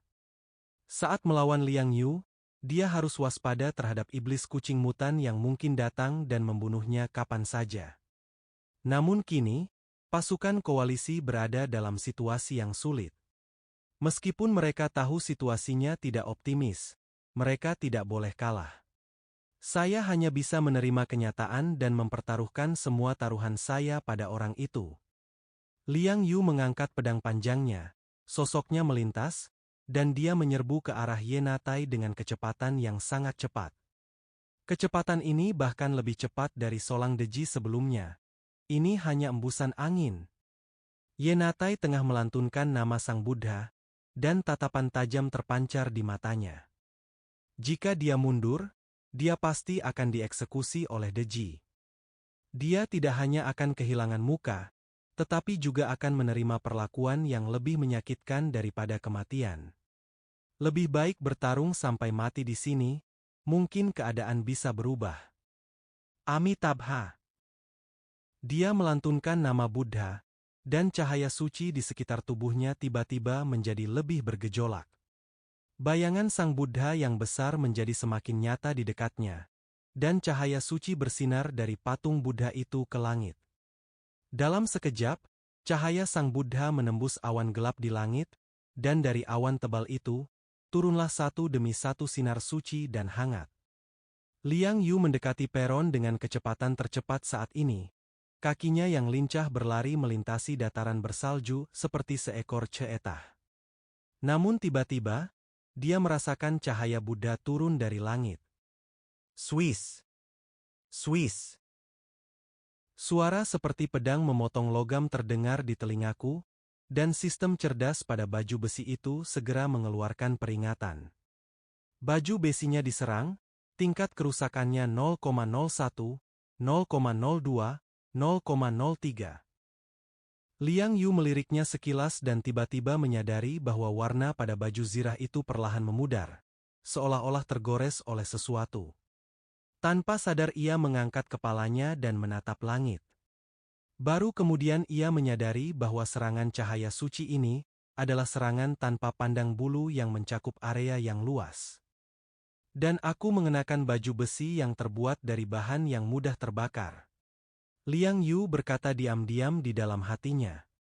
Kalau tidak, kalau dia hanya mengandalkan tubuhnya untuk melawan, meskipun dia tidak akan terluka parah, itu akan memengaruhi gerakannya dan rasa sakitnya akan terasa nyata. Liang Yu meningkatkan kecepatannya, dan saat ini dia berada kurang dari beberapa meter di depan mesin tersebut. Saat menghadapi lawan yang jago melakukan serangan jarak jauh, lawanlah mereka dari dekat. Yenatai juga sedikit terkejut karena serangannya tidak efektif melawan Liang Yu. Kemudian, ia juga menemukan bahwa armor Liang Yu memblokir serangannya. Hal ini sangat mengejutkan Yenatai. Di dataran tinggi bersalju, para mutan kuat juga mengenakan seragam tempur, yang sebagian besar dibeli dari wilayah lain. Lagi pula, tingkat teknologi wilayah barat daya sendiri belum cukup tinggi. Tetapi bahkan seragam tempur itu pun sulit menghalangi serangannya. Produk teknologi macam apa ini yang begitu hebat? Tidak heran dia terkejut. Ini adalah pertama kalinya produk teknologi Lu Keran muncul di medan perang formal. Kemampuan pertahanan dan kemampuan tempurnya secara keseluruhan berkelas dunia. Belum lagi di wilayah barat daya yang terbelakang secara teknologi ini, baju zirah luar yang diciptakan Lu Keran adalah pemimpin yang jelas. Tidak ada waktu bagi Yenatai untuk terkejut, Liang Yu sudah mendekat. Pedang panjang itu memancarkan cahaya dingin, dan aliran udara biru mengalir keluar dari anggota tubuh dan tulangnya, melingkari seluruh tubuhnya melalui celah pada baju zirahnya. Ki Entanglement dapat meningkatkan kekuatannya dan melepaskan serangan Ki jarak pendek hingga menengah. 10 meter, jarak yang dapat ditempuh oleh bilah pedang itu. Liang Yu tidak ragu sedikitpun dan langsung menebas Ye Natai dengan pedangnya. Kecepatan reaksi Ye Natai juga tidak lambat. Tangan kirinya masih terangkat di depan dada, dan cahaya keemasan yang sangat kuat menyelimuti seluruh tubuhnya. Pedang Liang Yu menyapu, bertabrakan dengan keras dengan cahaya keemasan yang melindungi tubuhnya. Kedua kekuatan besar itu saling meniadakan. Cahaya pedang itu melintas 1 meter di depannya. Meskipun tidak menembus cahaya keemasan yang melindungi tubuhnya, cahaya itu juga menghancurkan sebagian besar pertahanannya. Hal ini membuat Ye Natai merasa waspada. Lawan di depan kita sangat kuat. Meskipun serangannya tidak berhasil, Liang Yu tidak cemas sama sekali. Di antara semua jenis mutan, yang kuat memiliki kesenjangan terbesar antara batas atas dan batas bawahnya. Pada dasarnya ia memperkuat fisik mutan dan tidak memiliki kemampuan yang rumit. Namun, peningkatan kualitas dasar ini, di tangan seorang master sejati, dapat melepaskan kekuatan yang tak terbayangkan. Sebab kebugaran jasmani yang kuat berarti vitalitas, daya tahan, kekuatan, kecepatan, dan pertahanan yang kuat. Oleh karena itu, gaya bertarung Liang Yu cukup sederhana. Selama dia mendekatimu dan kamu tidak memiliki pertahanan yang benar-benar kuat, dia akan menemukan kesempatan dan membunuhmu dengan satu pukulan. Ia dapat membuat kesalahan sebanyak yang ia mau, tetapi lawannya akan mati jika ia membuat satu kesalahan saja. Ye Natai juga melancarkan serangan baliknya sendiri. Dia bergumam, Tathagata Dharmakya bertangan 1000. Bayangan Sang Buddha di belakangnya tiba-tiba mulai berubah, dan kedua tangannya perlahan terbentang ke samping seperti bunga teratai yang sedang mekar. Tak lama kemudian, sesosok raksasa Tathagata berlengan 1000 muncul di belakangnya. Dibandingkan dengan hantu Buddha besar ini, Liang Yu yang berdiri di tanah tampak sekecil serangga. Ye Natai menatap Liang Yu dan mengayunkan tangan kirinya dengan ganas. Sial! Sang Buddha di belakangnya menahan rasa welas asihnya dan berubah wujud menjadi Vajra yang tampak garang. Kemudian, tinju yang tak terhitung jumlahnya menghantam Liang Yu dengan ganas. Ini adalah serangan kekerasan. Tatapan Liang Yu dingin, tanpa rasa takut.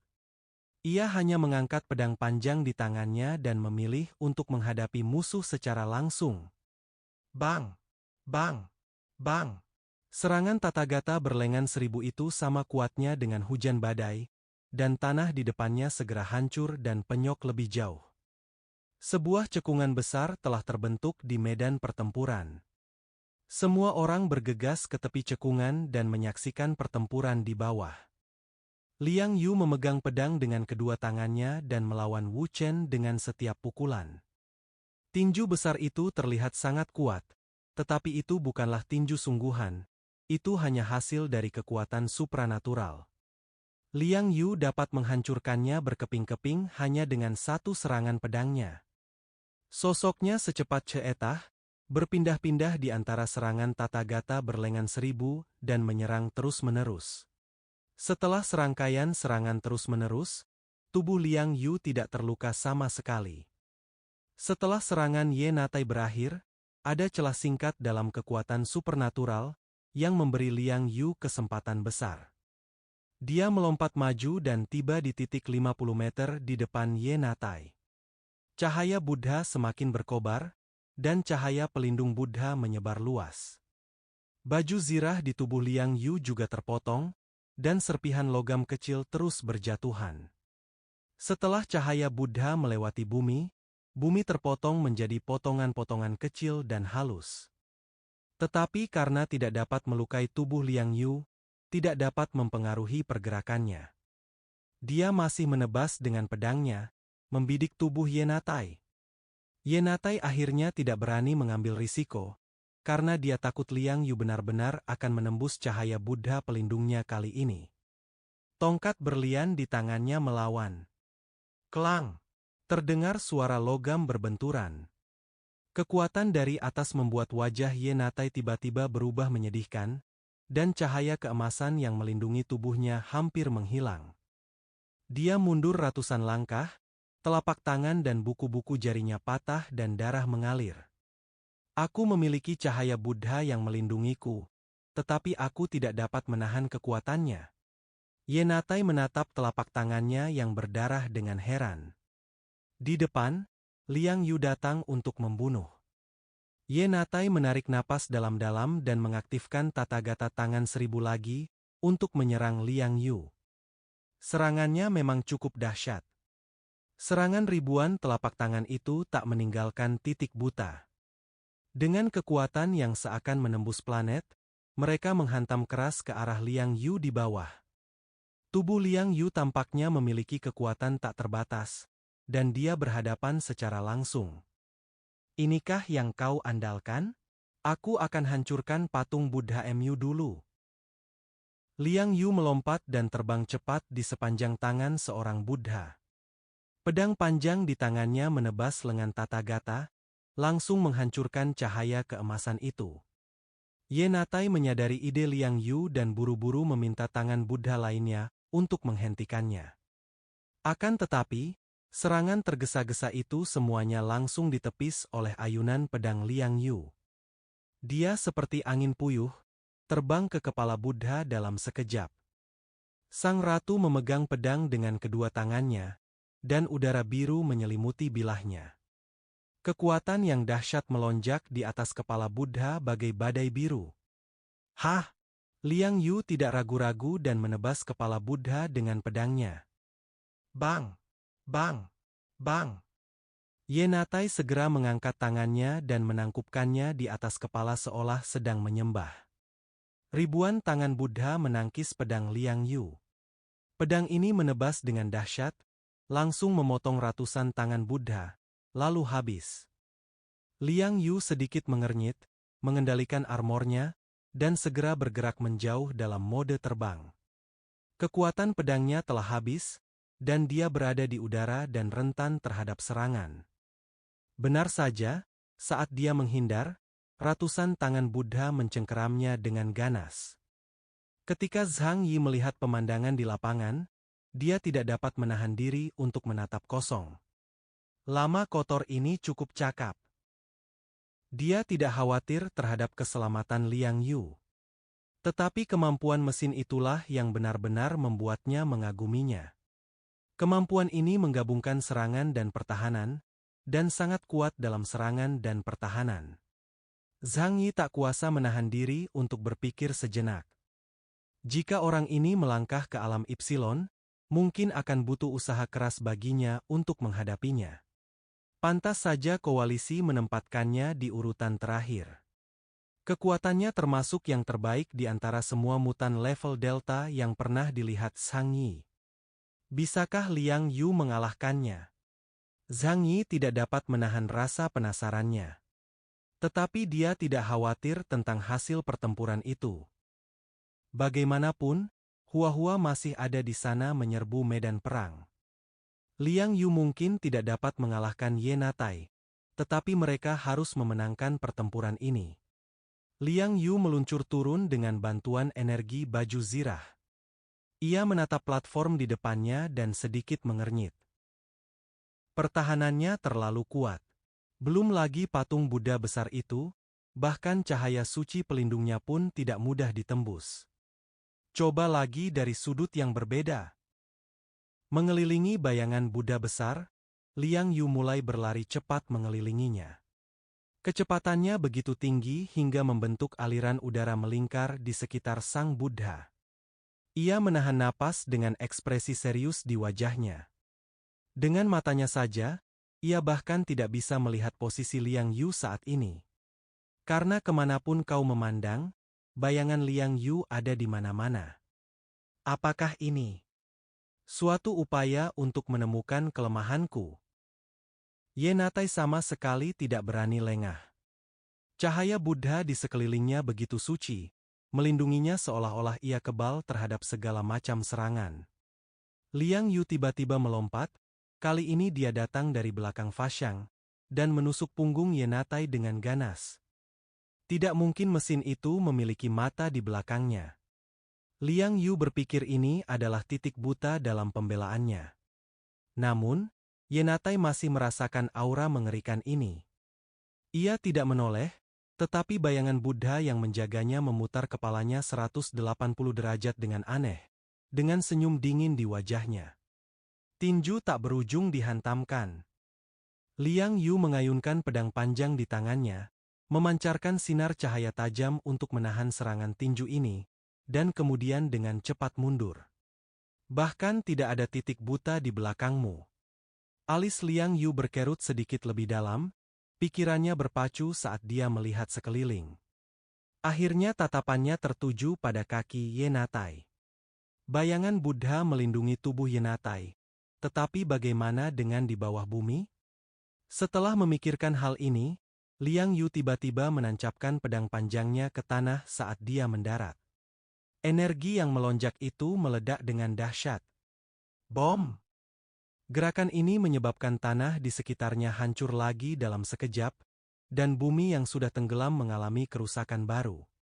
Tanah di bawah kakinya bergetar hebat, tetapi kedua kakinya seakan tertanam di dalam tanah, dan saat tanah amblas, kedua kakinya tidak goyah sedikit pun. Dan pada saat ini, cahaya dingin yang tajam menembus tanah di bawah kakinya dan melesat ke arah rahangnya. Serangan Liang Yu hanyalah penyamaran. Metode sebenarnya adalah menggunakan benang nano untuk menusukkan belati ke bawah tubuh Yenatai dan melancarkan serangan kejutan. Selama Liang Yu masih berada di depan panggung itu, dia harus memfokuskan seluruh perhatiannya pada Liang Yu, dan akan sulit baginya untuk bertahan terhadap serangan dari bawah. Serangan mendadak itu membuat mata Yenatai berkilat kaget. Dia bereaksi sangat cepat dan mundur dengan keras. Belati itu melayang dari rahangnya ke udara, menempel di tenggorokannya, dan meninggalkan garis darah yang panjang di lehernya. Rasa sakit, ditambah dengan kepanikan yang tiba-tiba, menyebabkan langkahnya menjadi tidak stabil. Liang Yu melepaskan nanowire yang mengendalikan belati tanpa ragu dan bergegas menuju platform. Cahaya merah panjang melesat di udara bagai benang air musim gugur, menghantam keras cahaya suci yang melindungi tubuh iblis itu. Bagaikan benang yang memotong sepotong logam tebal, cahaya itu bergerak maju ke kedalaman. Saat Yenatai akhirnya berhasil menenangkan diri, pedang panjang itu berjarak kurang dari 30 cm dari kepalanya. Situasi ini membuatnya begitu ketakutan hingga ia berkeringat dingin, lalu melancarkan pukulan dahsyat. Sambil memegang tongkat berlian di tangannya, ia meraung marah dan menghantam naga itu. Pada saat kritis, dia memblokir serangan Liang Yu. Akan tetapi, kekuatan hentakan serangan ini tetap membuat darah Ye mendidih, dan tubuhnya mundur puluhan meter, sementara kakinya meninggalkan dua lekukan yang dalam di tanah. Pemandangan seperti itu membuat suasana di kamp koalisi menjadi sangat berat. Pemenangnya telah diputuskan. Jika platform itu kesulitan menghadapi Liang Yu dan tidak bisa mengalahkannya dengan cepat, lalu bagaimana ia bisa menghadapi kucing belang di belakangnya yang dengan santai memakan otak mastif dan sesekali menatapnya dengan tatapan berbinar? Bagaimana mungkin ada makhluk sekuat itu di planet ini yang mau tunduk pada manusia? Siapakah mereka? Tubuh Deji sudah gemetar karena marah dan takut kalah. Dia tidak dapat membayangkan akibat kekalahan ini. Reputasinya akan hancur, dan bahkan keluarga Ramin dan Shaza mungkin punya ide lain. Dan semua ini terjadi karena pengurus jenazah yang tumbuh di kuil Sangki menolak untuk mengambil tindakan. Deji tidak dapat menahan rasa sedikit sakit di hatinya. Namun semua ini disebabkan olehnya. Mantan guru pemakaman tersebut hanyalah pemimpin nominal aliran Buddha Tantra, sedangkan guru pemakaman saat ini merupakan cabang dari keluarga Yashelangtai. Agar tidak kehilangan kekuasaannya, Deji, dalam kapasitasnya sebagai biksu senior di kuil Sangki dan kepala suku Yashelangtai, menuntut agar almarhum tidak meninggalkan kuil sampai ia dewasa dan mengabdikan dirinya untuk menjalankan ajaran Buddha. Oleh karena itu, pengurus jenazah tidak peduli dengan hal-hal duniawi seperti kekuasaan dan kekayaan. Terinspirasi oleh agama Buddha, ia memiliki hati yang welas asih dan menolak bekerja sama dengan Deji untuk menaklukkan keluarga lain. Seperti kata pepatah, apa yang kau lakukan akan terjadi lagi. Mustahil bagi Deji untuk mengharuskan pengurus jenazah tidak memiliki keinginan duniawi, dan pada saat yang sama mengharuskannya bersikap tegas dalam membunuh dan membantu keluarga Yashelangtai menyatukan wilayah Barat Daya, bukan? Selanjutnya, pertempuran antara Liang Yu dan Ye Natai menjadi pertempuran sengit. Kekuatan kedua orang ini sudah termasuk yang teratas di antara mutan tingkat Delta. Keduanya berpengalaman dalam pertarungan dan kuat dalam menyerang maupun bertahan. Tak satu pun dari mereka akan dengan mudah menunjukkan kelemahan dan membiarkan lawan menyerang. Jadi pada saat ini, kau harus memaksa lawan untuk menunjukkan kelemahannya melalui serangan dan pertahanan yang berkelanjutan. Orang-orang di pihak koalisi semuanya khawatir, jantung mereka berdebar kencang. Di sisi lain, Zhang Yi, Paji Gesang dan yang lainnya menonton pertunjukan itu dengan ekspresi santai di wajah mereka. Paji Gesang memandang Zhang Yi sesekali, dengan tatapan kagum di matanya. Jika Zhang Yi hanya bagus dengan kemampuannya sendiri, itu hanya membuktikan bahwa ia punya bakat dan peluang bagus. Tetapi kenyataan bahwa ia memiliki begitu banyak orang berbakat di sekelilingnya menunjukkan bahwa Zhang Yi bukan hanya seorang pria kuat, tetapi juga seorang pemimpin yang tangguh. Akan tetapi, meskipun Zhang Yi tampak santai, matanya sebenarnya tidak pernah meninggalkan medan perang. Jika terjadi perubahan di medan perang, dia akan mencabut senjatanya dan menembak pada saat pertama. Tarik-menarik sengit terjadi antara Liang Yu dan Ye Natai. Mereka berdua saling membalas jurus masing-masing, dan kini mereka menggunakan tiap jurus dengan niat tunggal untuk saling membunuh. Kekuatan kedua orang itu hampir sama, dan hasilnya seharusnya tidak dapat diprediksi. Namun, ini bukan sekadar pertarungan antara keduanya, ada terlalu banyak faktor di luar lapangan. Hua-Hua, yang telah mengintai dari kejauhan, hanya berjongkok di atas bangkai anjing mastif salju itu untuk menyaksikan pertunjukan itu. Tetapi hanya dengan berdiri di sana sambil menyaksikan, hal itu membawa semacam kekuatan penindas yang sulit diabaikan.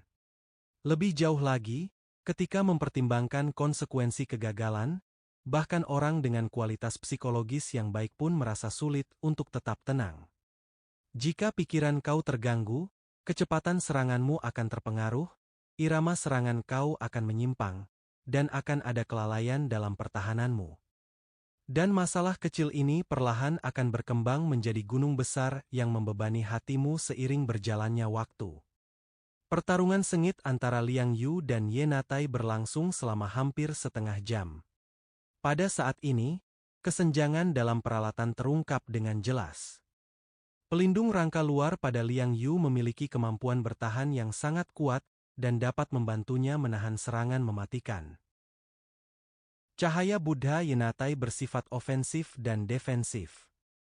Kemudian, ia menemukan kesempatan yang sempurna, menggunakan tangan Buddha sebagai cermin ajaib, dan menembakkan seberkas cahaya yang langsung menempuh jarak ribuan meter dan mengenai Liang Yu.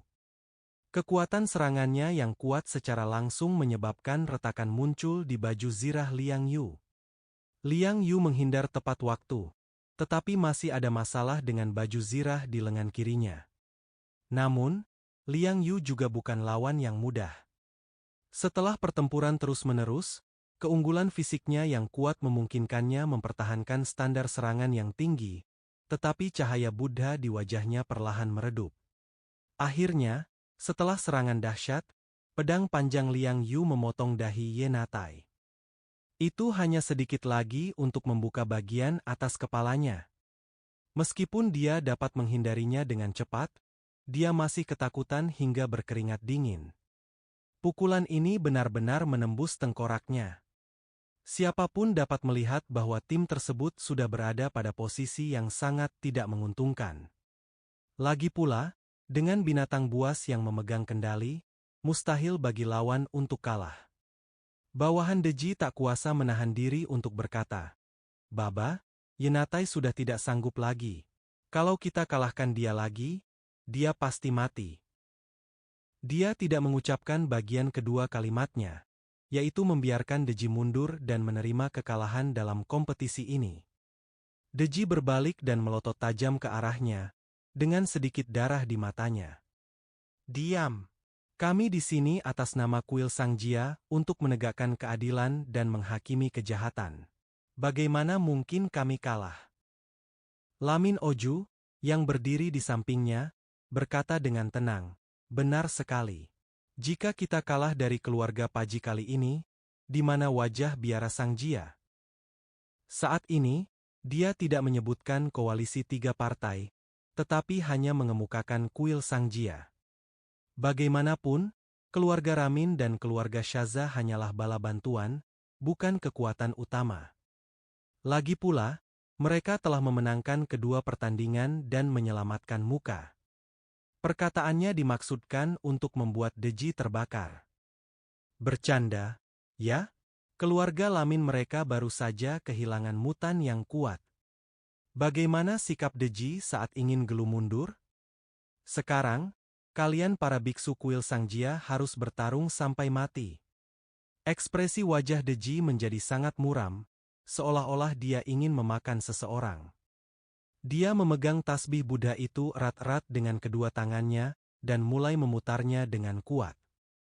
Sekalipun itu berarti Yenatai akan mati dalam pertempuran, ia harus berjuang demi secercah harapan terakhir itu. Liang Yu, memegang pedang panjang, berkata kepada Yenatai sambil tersenyum tipis, "Sejak awal, kau tak punya harapan untuk memenangkan pertempuran ini.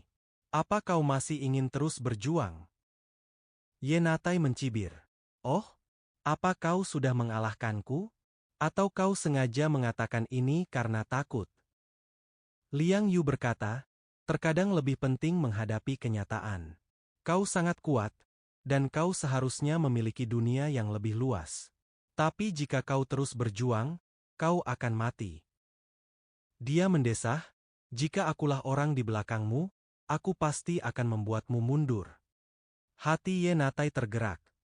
Dia teringat pada Kyongda dan Solang Deji yang telah secara sukarela mundur dari medan perang. Mereka semua mendapat izin dari kepala suku dan tidak akan dihukum meskipun mereka mundur. Namun, situasi yang dihadapi Yenatai saat ini berbeda. Dia pensiun, tetapi tidak ada yang bisa menggantikannya. Reputasi biara Sangga akan terhina, dan Deji Ba tidak akan memaafkannya. Terlebih lagi, dia juga seorang pria yang peduli dengan reputasinya. Jika Deji berbicara dan memberinya jalan keluar, dia mungkin setuju. Namun Deji tidak mengatakan apapun. Maka dia tidak punya pilihan lain selain bertarung sampai mati. "Berhenti bicara omong kosong. Aku berjuang untuk Sekte Ton hari ini. Bahkan jika aku mati, aku akan memasuki surga barat." Melihat bahwa bujukan itu sia-sia, Liang Yu tidak ragu lagi. "Baiklah, karena kau sendiri yang memilih jalannya, aku akan secara pribadi mengirimmu ke surga barat." Dia memegang pedang di kedua tangan, dan seperti badai, dia melintasi ratusan meter dalam sekejap dan menyerang Yenatai. Cukup kuat, tetapi pada akhirnya terhambat oleh terlalu banyak faktor eksternal. Setelah bertarung dengan Liang Yueao selama hampir 1 jam, cahaya sucinya menjadi sangat redup sehingga sulit untuk mempertahankan bayangan Buddha. Akibatnya, Liang Yu memenggal kepalanya dengan satu pedang. Baju zirah di tubuh bagian atas Liang Yu hampir hancur total, dan pertempuran ini sangat berbahaya baginya. Jika bukan karena perlengkapannya yang unggul, akan sulit mengatakan siapa yang akan menang antara dia dan Ye. Oleh karena itu, meskipun dia membunuh Yenatai, Liang Yu tetap memberikan rasa hormat yang cukup kepada lawan ini. Tidak. Di pihak koalisi, Deji, yang sedang menyaksikan pertempuran, matanya merah. Ia mengerahkan kekuatan dengan tangannya, dan seluruh untayan manik-manik Buddha hancur berkeping-keping, berguling ke tanah dengan suara berdetak. Jika mesin itu mati, berarti mereka kalah total.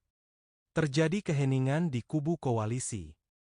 Ini adalah pertama kalinya biara Sang Jia mengalami kekalahan sejak ekspedisinya.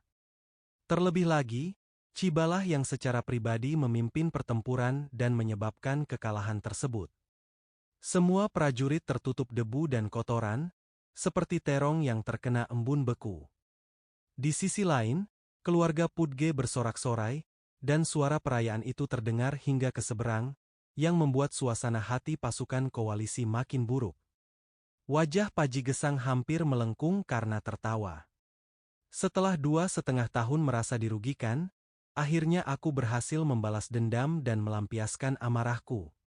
Di depan semua orang, Liang Yu menyerap asal-usul Ye Natai. Pasukan koalisi menatap kosong, tetapi tidak ada yang bisa mereka lakukan.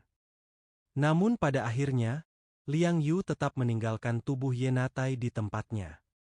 Hua-Hua berlari dan melompat ke pelukannya, dan pria dan kucing itu kembali ke formasi tentara keluarga Pudge. Paji Gesang datang dengan wajah berseri-seri, kumisnya menari-nari, dan dia berkata dengan berlebihan, "Oh, pujilah prajuritku yang mulia, terima kasih atas kemenangan yang kau bawa bagi keluarga Pudgeku." Orang-orang dari keluarga Paji memandang Zhang Yi dan tentara bayaran lainnya dengan mata yang tulus dan antusias. Zhang Yi menyipitkan matanya dan melirik ke sisi seberang, lalu cepat-cepat melihat sekeliling. Karena tidak merasakan kehadiran sang pengubur, dia berkata dengan tenang, "Kupikir mereka akan jatuh." Paji Gesang tersenyum dan berkata, "Para pengikut Dunzong selalu menepati janji dan tidak akan pernah meninggalkan moralitas." Mengingat reputasi Deji, dia tidak akan mengingkari janji yang dibuatnya di depan 4 keluarga kepala suku besar. Dia berhenti sejenak, lalu menambahkan, "Setidaknya tidak saat itu juga." Namun, di masa depan, dia pasti akan berusaha sekuat tenaga untuk membalas penghinaan yang dideritanya hari ini 10 atau 100 kali lipat. Itu cerita lain. Bagaimanapun, setelah keributan ini, Deji tidak dapat lagi melakukan gerakan militer besar terhadap keluarga Paji sebelum majelis Dharma Chuan Zhao diadakan. Paji Gesang berbicara kepada Deji sambil tersenyum puas. Mereka mengatakan akan menyerahkan materi kompensasi kepada Deji sesuai kesepakatan. Deji menerimanya dengan dingin, dan tidak ingin tinggal di sana sedetik pun. Ia pergi tanpa menyapa kedua kepala keluarga lainnya.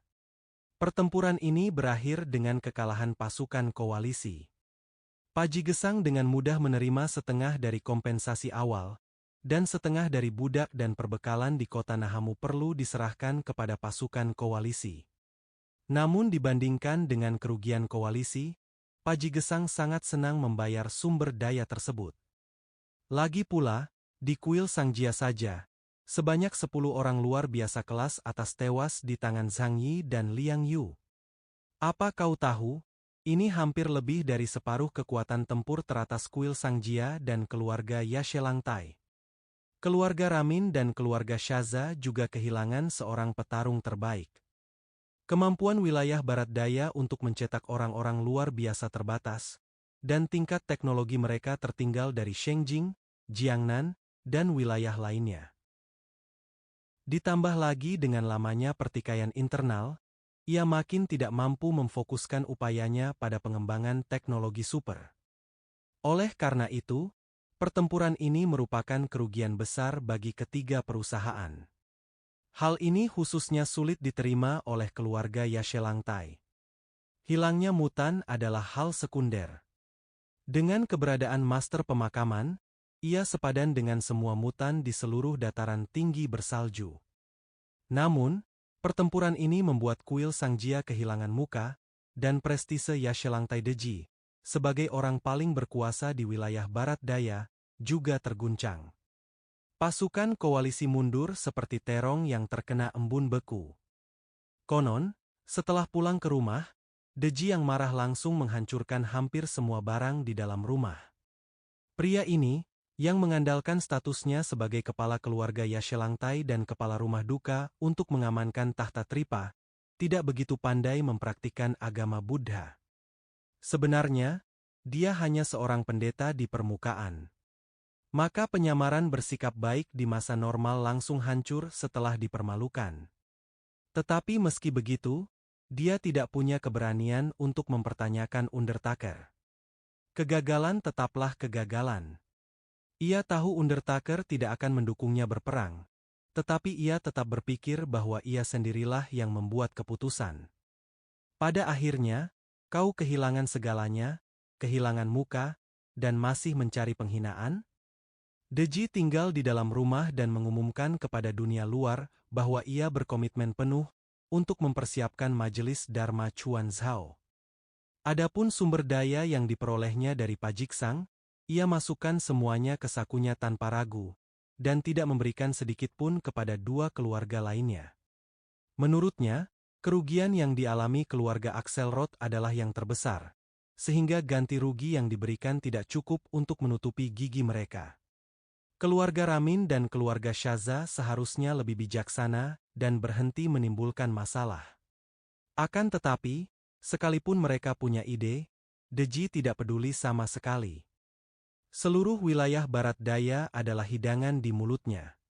Tunggu sampai majelis Dharma Chuan Zhao selesai, dan aku akan memastikan tidak ada keluarga Tusi lain yang tersisa di dataran tinggi bersalju. Deji menggertakkan giginya dan bergumam pada dirinya sendiri, seperti serigala lapar yang siap melahap orang. Bagi keluarga Pudge, kemenangan ini sangat meningkatkan moral mereka. Para prajurit keluarga Paji akhirnya menyadari bahwa kuil Sang Jia tidaklah tak terkalahkan. Kekaguman organisasi tertinggi Sekte Zong telah sangat melemah. Paji Gesang mengadakan jamuan perayaan dan memanggil Kyongda, Solang Deji, Zhang Yi dan rombongannya selesai. Dia mengangkat gelasnya dan mengungkapkan rasa terima kasihnya yang tulus kepada Zhang Yi. Terima kasih atas bantuanmu, tuanku. Andalah yang telah membantu keluarga Paj kami mendapatkan kembali martabat yang layak didapatkan keluarga Tusi. Kyongda dan Solang Deji juga mengangkat gelas mereka dan membungkuk hormat untuk menunjukkan rasa hormat mereka kepada Zhang Yi dan Liang Yu. Zhang Yi dan Liang Yu mengangkat gelas mereka dan menyesapnya. Dia akan meminum penawar racun untuk membela diri setiap hari, dan dengan kemampuan Zhang Yi dalam menjaga waktu, dia secara alami akan waspada terhadap bahaya, jadi dia tidak khawatir dengan masalah apapun. Sekarang setelah mereka kalah, aku rasa tidak akan ada pergerakan besar dalam waktu dekat. Namun, Zhang Fu itu belum bergerak. Semuanya masih belum diketahui. Kita tidak boleh bermalas-malasan.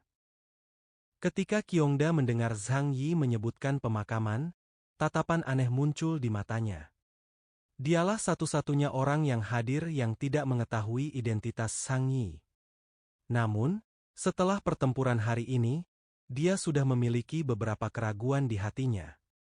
Lagi pula, bahkan bawahan dan binatang perang Zhang Yi memiliki kekuatan delta tingkat atas. Jadi seberapa kuat seharusnya Zhang Yi, sang pemimpin tim? Melihat ekspresi bingung Kyongda, Paji Gesang pertama-tama berkata kepada Zhang Yi, "Pak, Jonda adalah anggota keluarga Pudgeku. Sesuai urutan generasi, aku harus memanggilnya paman. Dia benar-benar bisa mempercayai aku. Bisakah Bapak memberitahu dia siapa Bapak?" Penampilan Kyongda yang tak kenal takut di medan perang benar-benar berhasil merebut kepercayaan Paji Gesang. Kalau saja Paji Gesang tidak bersuara waktu itu, dia pasti sudah melawan sampai mati. Zhang Yi mengangguk dan berkata dengan tenang, "Terserah kamu." Dia tidak terlalu takut mengungkap identitasnya, tetapi dia tidak akan mengungkapkannya kecuali diperlukan. Bersembunyi dalam kegelapan akan memudahkannya untuk mengambil alih kendali dalam tindakan selanjutnya. Tetapi bahkan jika orang tahu siapa dia, apa bedanya? Siapa yang dapat melakukan sesuatu padanya? Jika kau memiliki kekuatan, kau memiliki kepercayaan diri. Setelah mendapat izin dari Zhang Yi, Paji Gesang berkata kepada Qiongda dengan nada serius. Qiongda, apa yang akan kukatakan padamu harus dirahasiakan dari hatimu. Jangan pernah beritahu siapapun. Melihat ekspresi serius Paji Gesang, Qiongda segera menyentuh dadanya dengan tangan kanannya, membungkuk dan berkata, "Ya, Jia." Hanya anggota keluarga Pudge dan pelayan terdekat yang bisa memanggilnya Jia. Yang lain hanya dapat memanggil Paji Gesang dengan sebutan ketua marga atau kepala suku. Paji Gesang menarik napas dalam-dalam dan berkata dengan nada hikmat, "Orang yang berdiri di hadapanmu sekarang adalah salah satu orang paling berkuasa di negeri Huasu saat ini, pelindung wilayah Jiangnan, Yang Mulia Keyes. Dia memiliki kekuatan yang luar biasa. Anda bisa memahami ini sebagai penguburan wilayah Jiangnan." Ketika kata-kata ini diucapkan, meskipun Qiongda sudah siap, dia masih terkejut. Ia menoleh dengan takjub dan menatap Zhang Yi, matanya penuh kekaguman. Tatapannya bergetar, seolah-olah ia telah melihat dewa. Yang Mulia sebenarnya adalah makhluk kuat yang setingkat dengan Zhang Yu. Qiongda bertemu dengan Lord Keyes. Dia membungkuk lagi, membungkuk lebih rendah lagi. Zhang Yi berkata dengan tenang, "Tidak perlu bersikap sopan, bangunlah." Qiongda berdiri dengan gembira dan tiba-tiba menyadari, pantas saja keluargaku begitu gembira sampai-sampai mereka tidak bisa tidur selama beberapa hari setelah mendengar kedatanganmu. Kekhawatiran di wajah mereka lenyap seharian. Dengan kedatanganmu, keluarga Pudge terselamatkan. Zhang Yi berkata dengan tenang, "Tidak perlu sopan. Aku belum pernah melawan Zhang Yu itu, jadi aku tidak tahu seberapa jauh perbedaan antara aku dan dia. Saat ini, kita harus mencari cara untuk menghadapi orang tersebut agar kerjasama kita dapat berjalan dengan baik." Dia merahasiakan kejadian malam itu. Lagi pula, tidak pantas pergi ke Gunung Salju diam-diam tanpa menyapa Paji Gesang. Beberapa hal sudah terjadi, tidak perlu dibicarakan lagi. Tidak seorang pun mengetahuinya, dan semua orang dapat merasa aman. Kalau sampai ke publik, hanya akan membuat malu kedua belah pihak. Tepat setelah itu. Bab 1295-1306, lanjutan alur dari komik chapter 633 yang sudah tidak update lagi pun berakhir. Kata-kata hari ini adalah kejar terus. Jangan lupa klik tombol like dan tinggalkan komentar guys. Jangan biarkan kolom komentar kosong. Itu aja, terima kasih.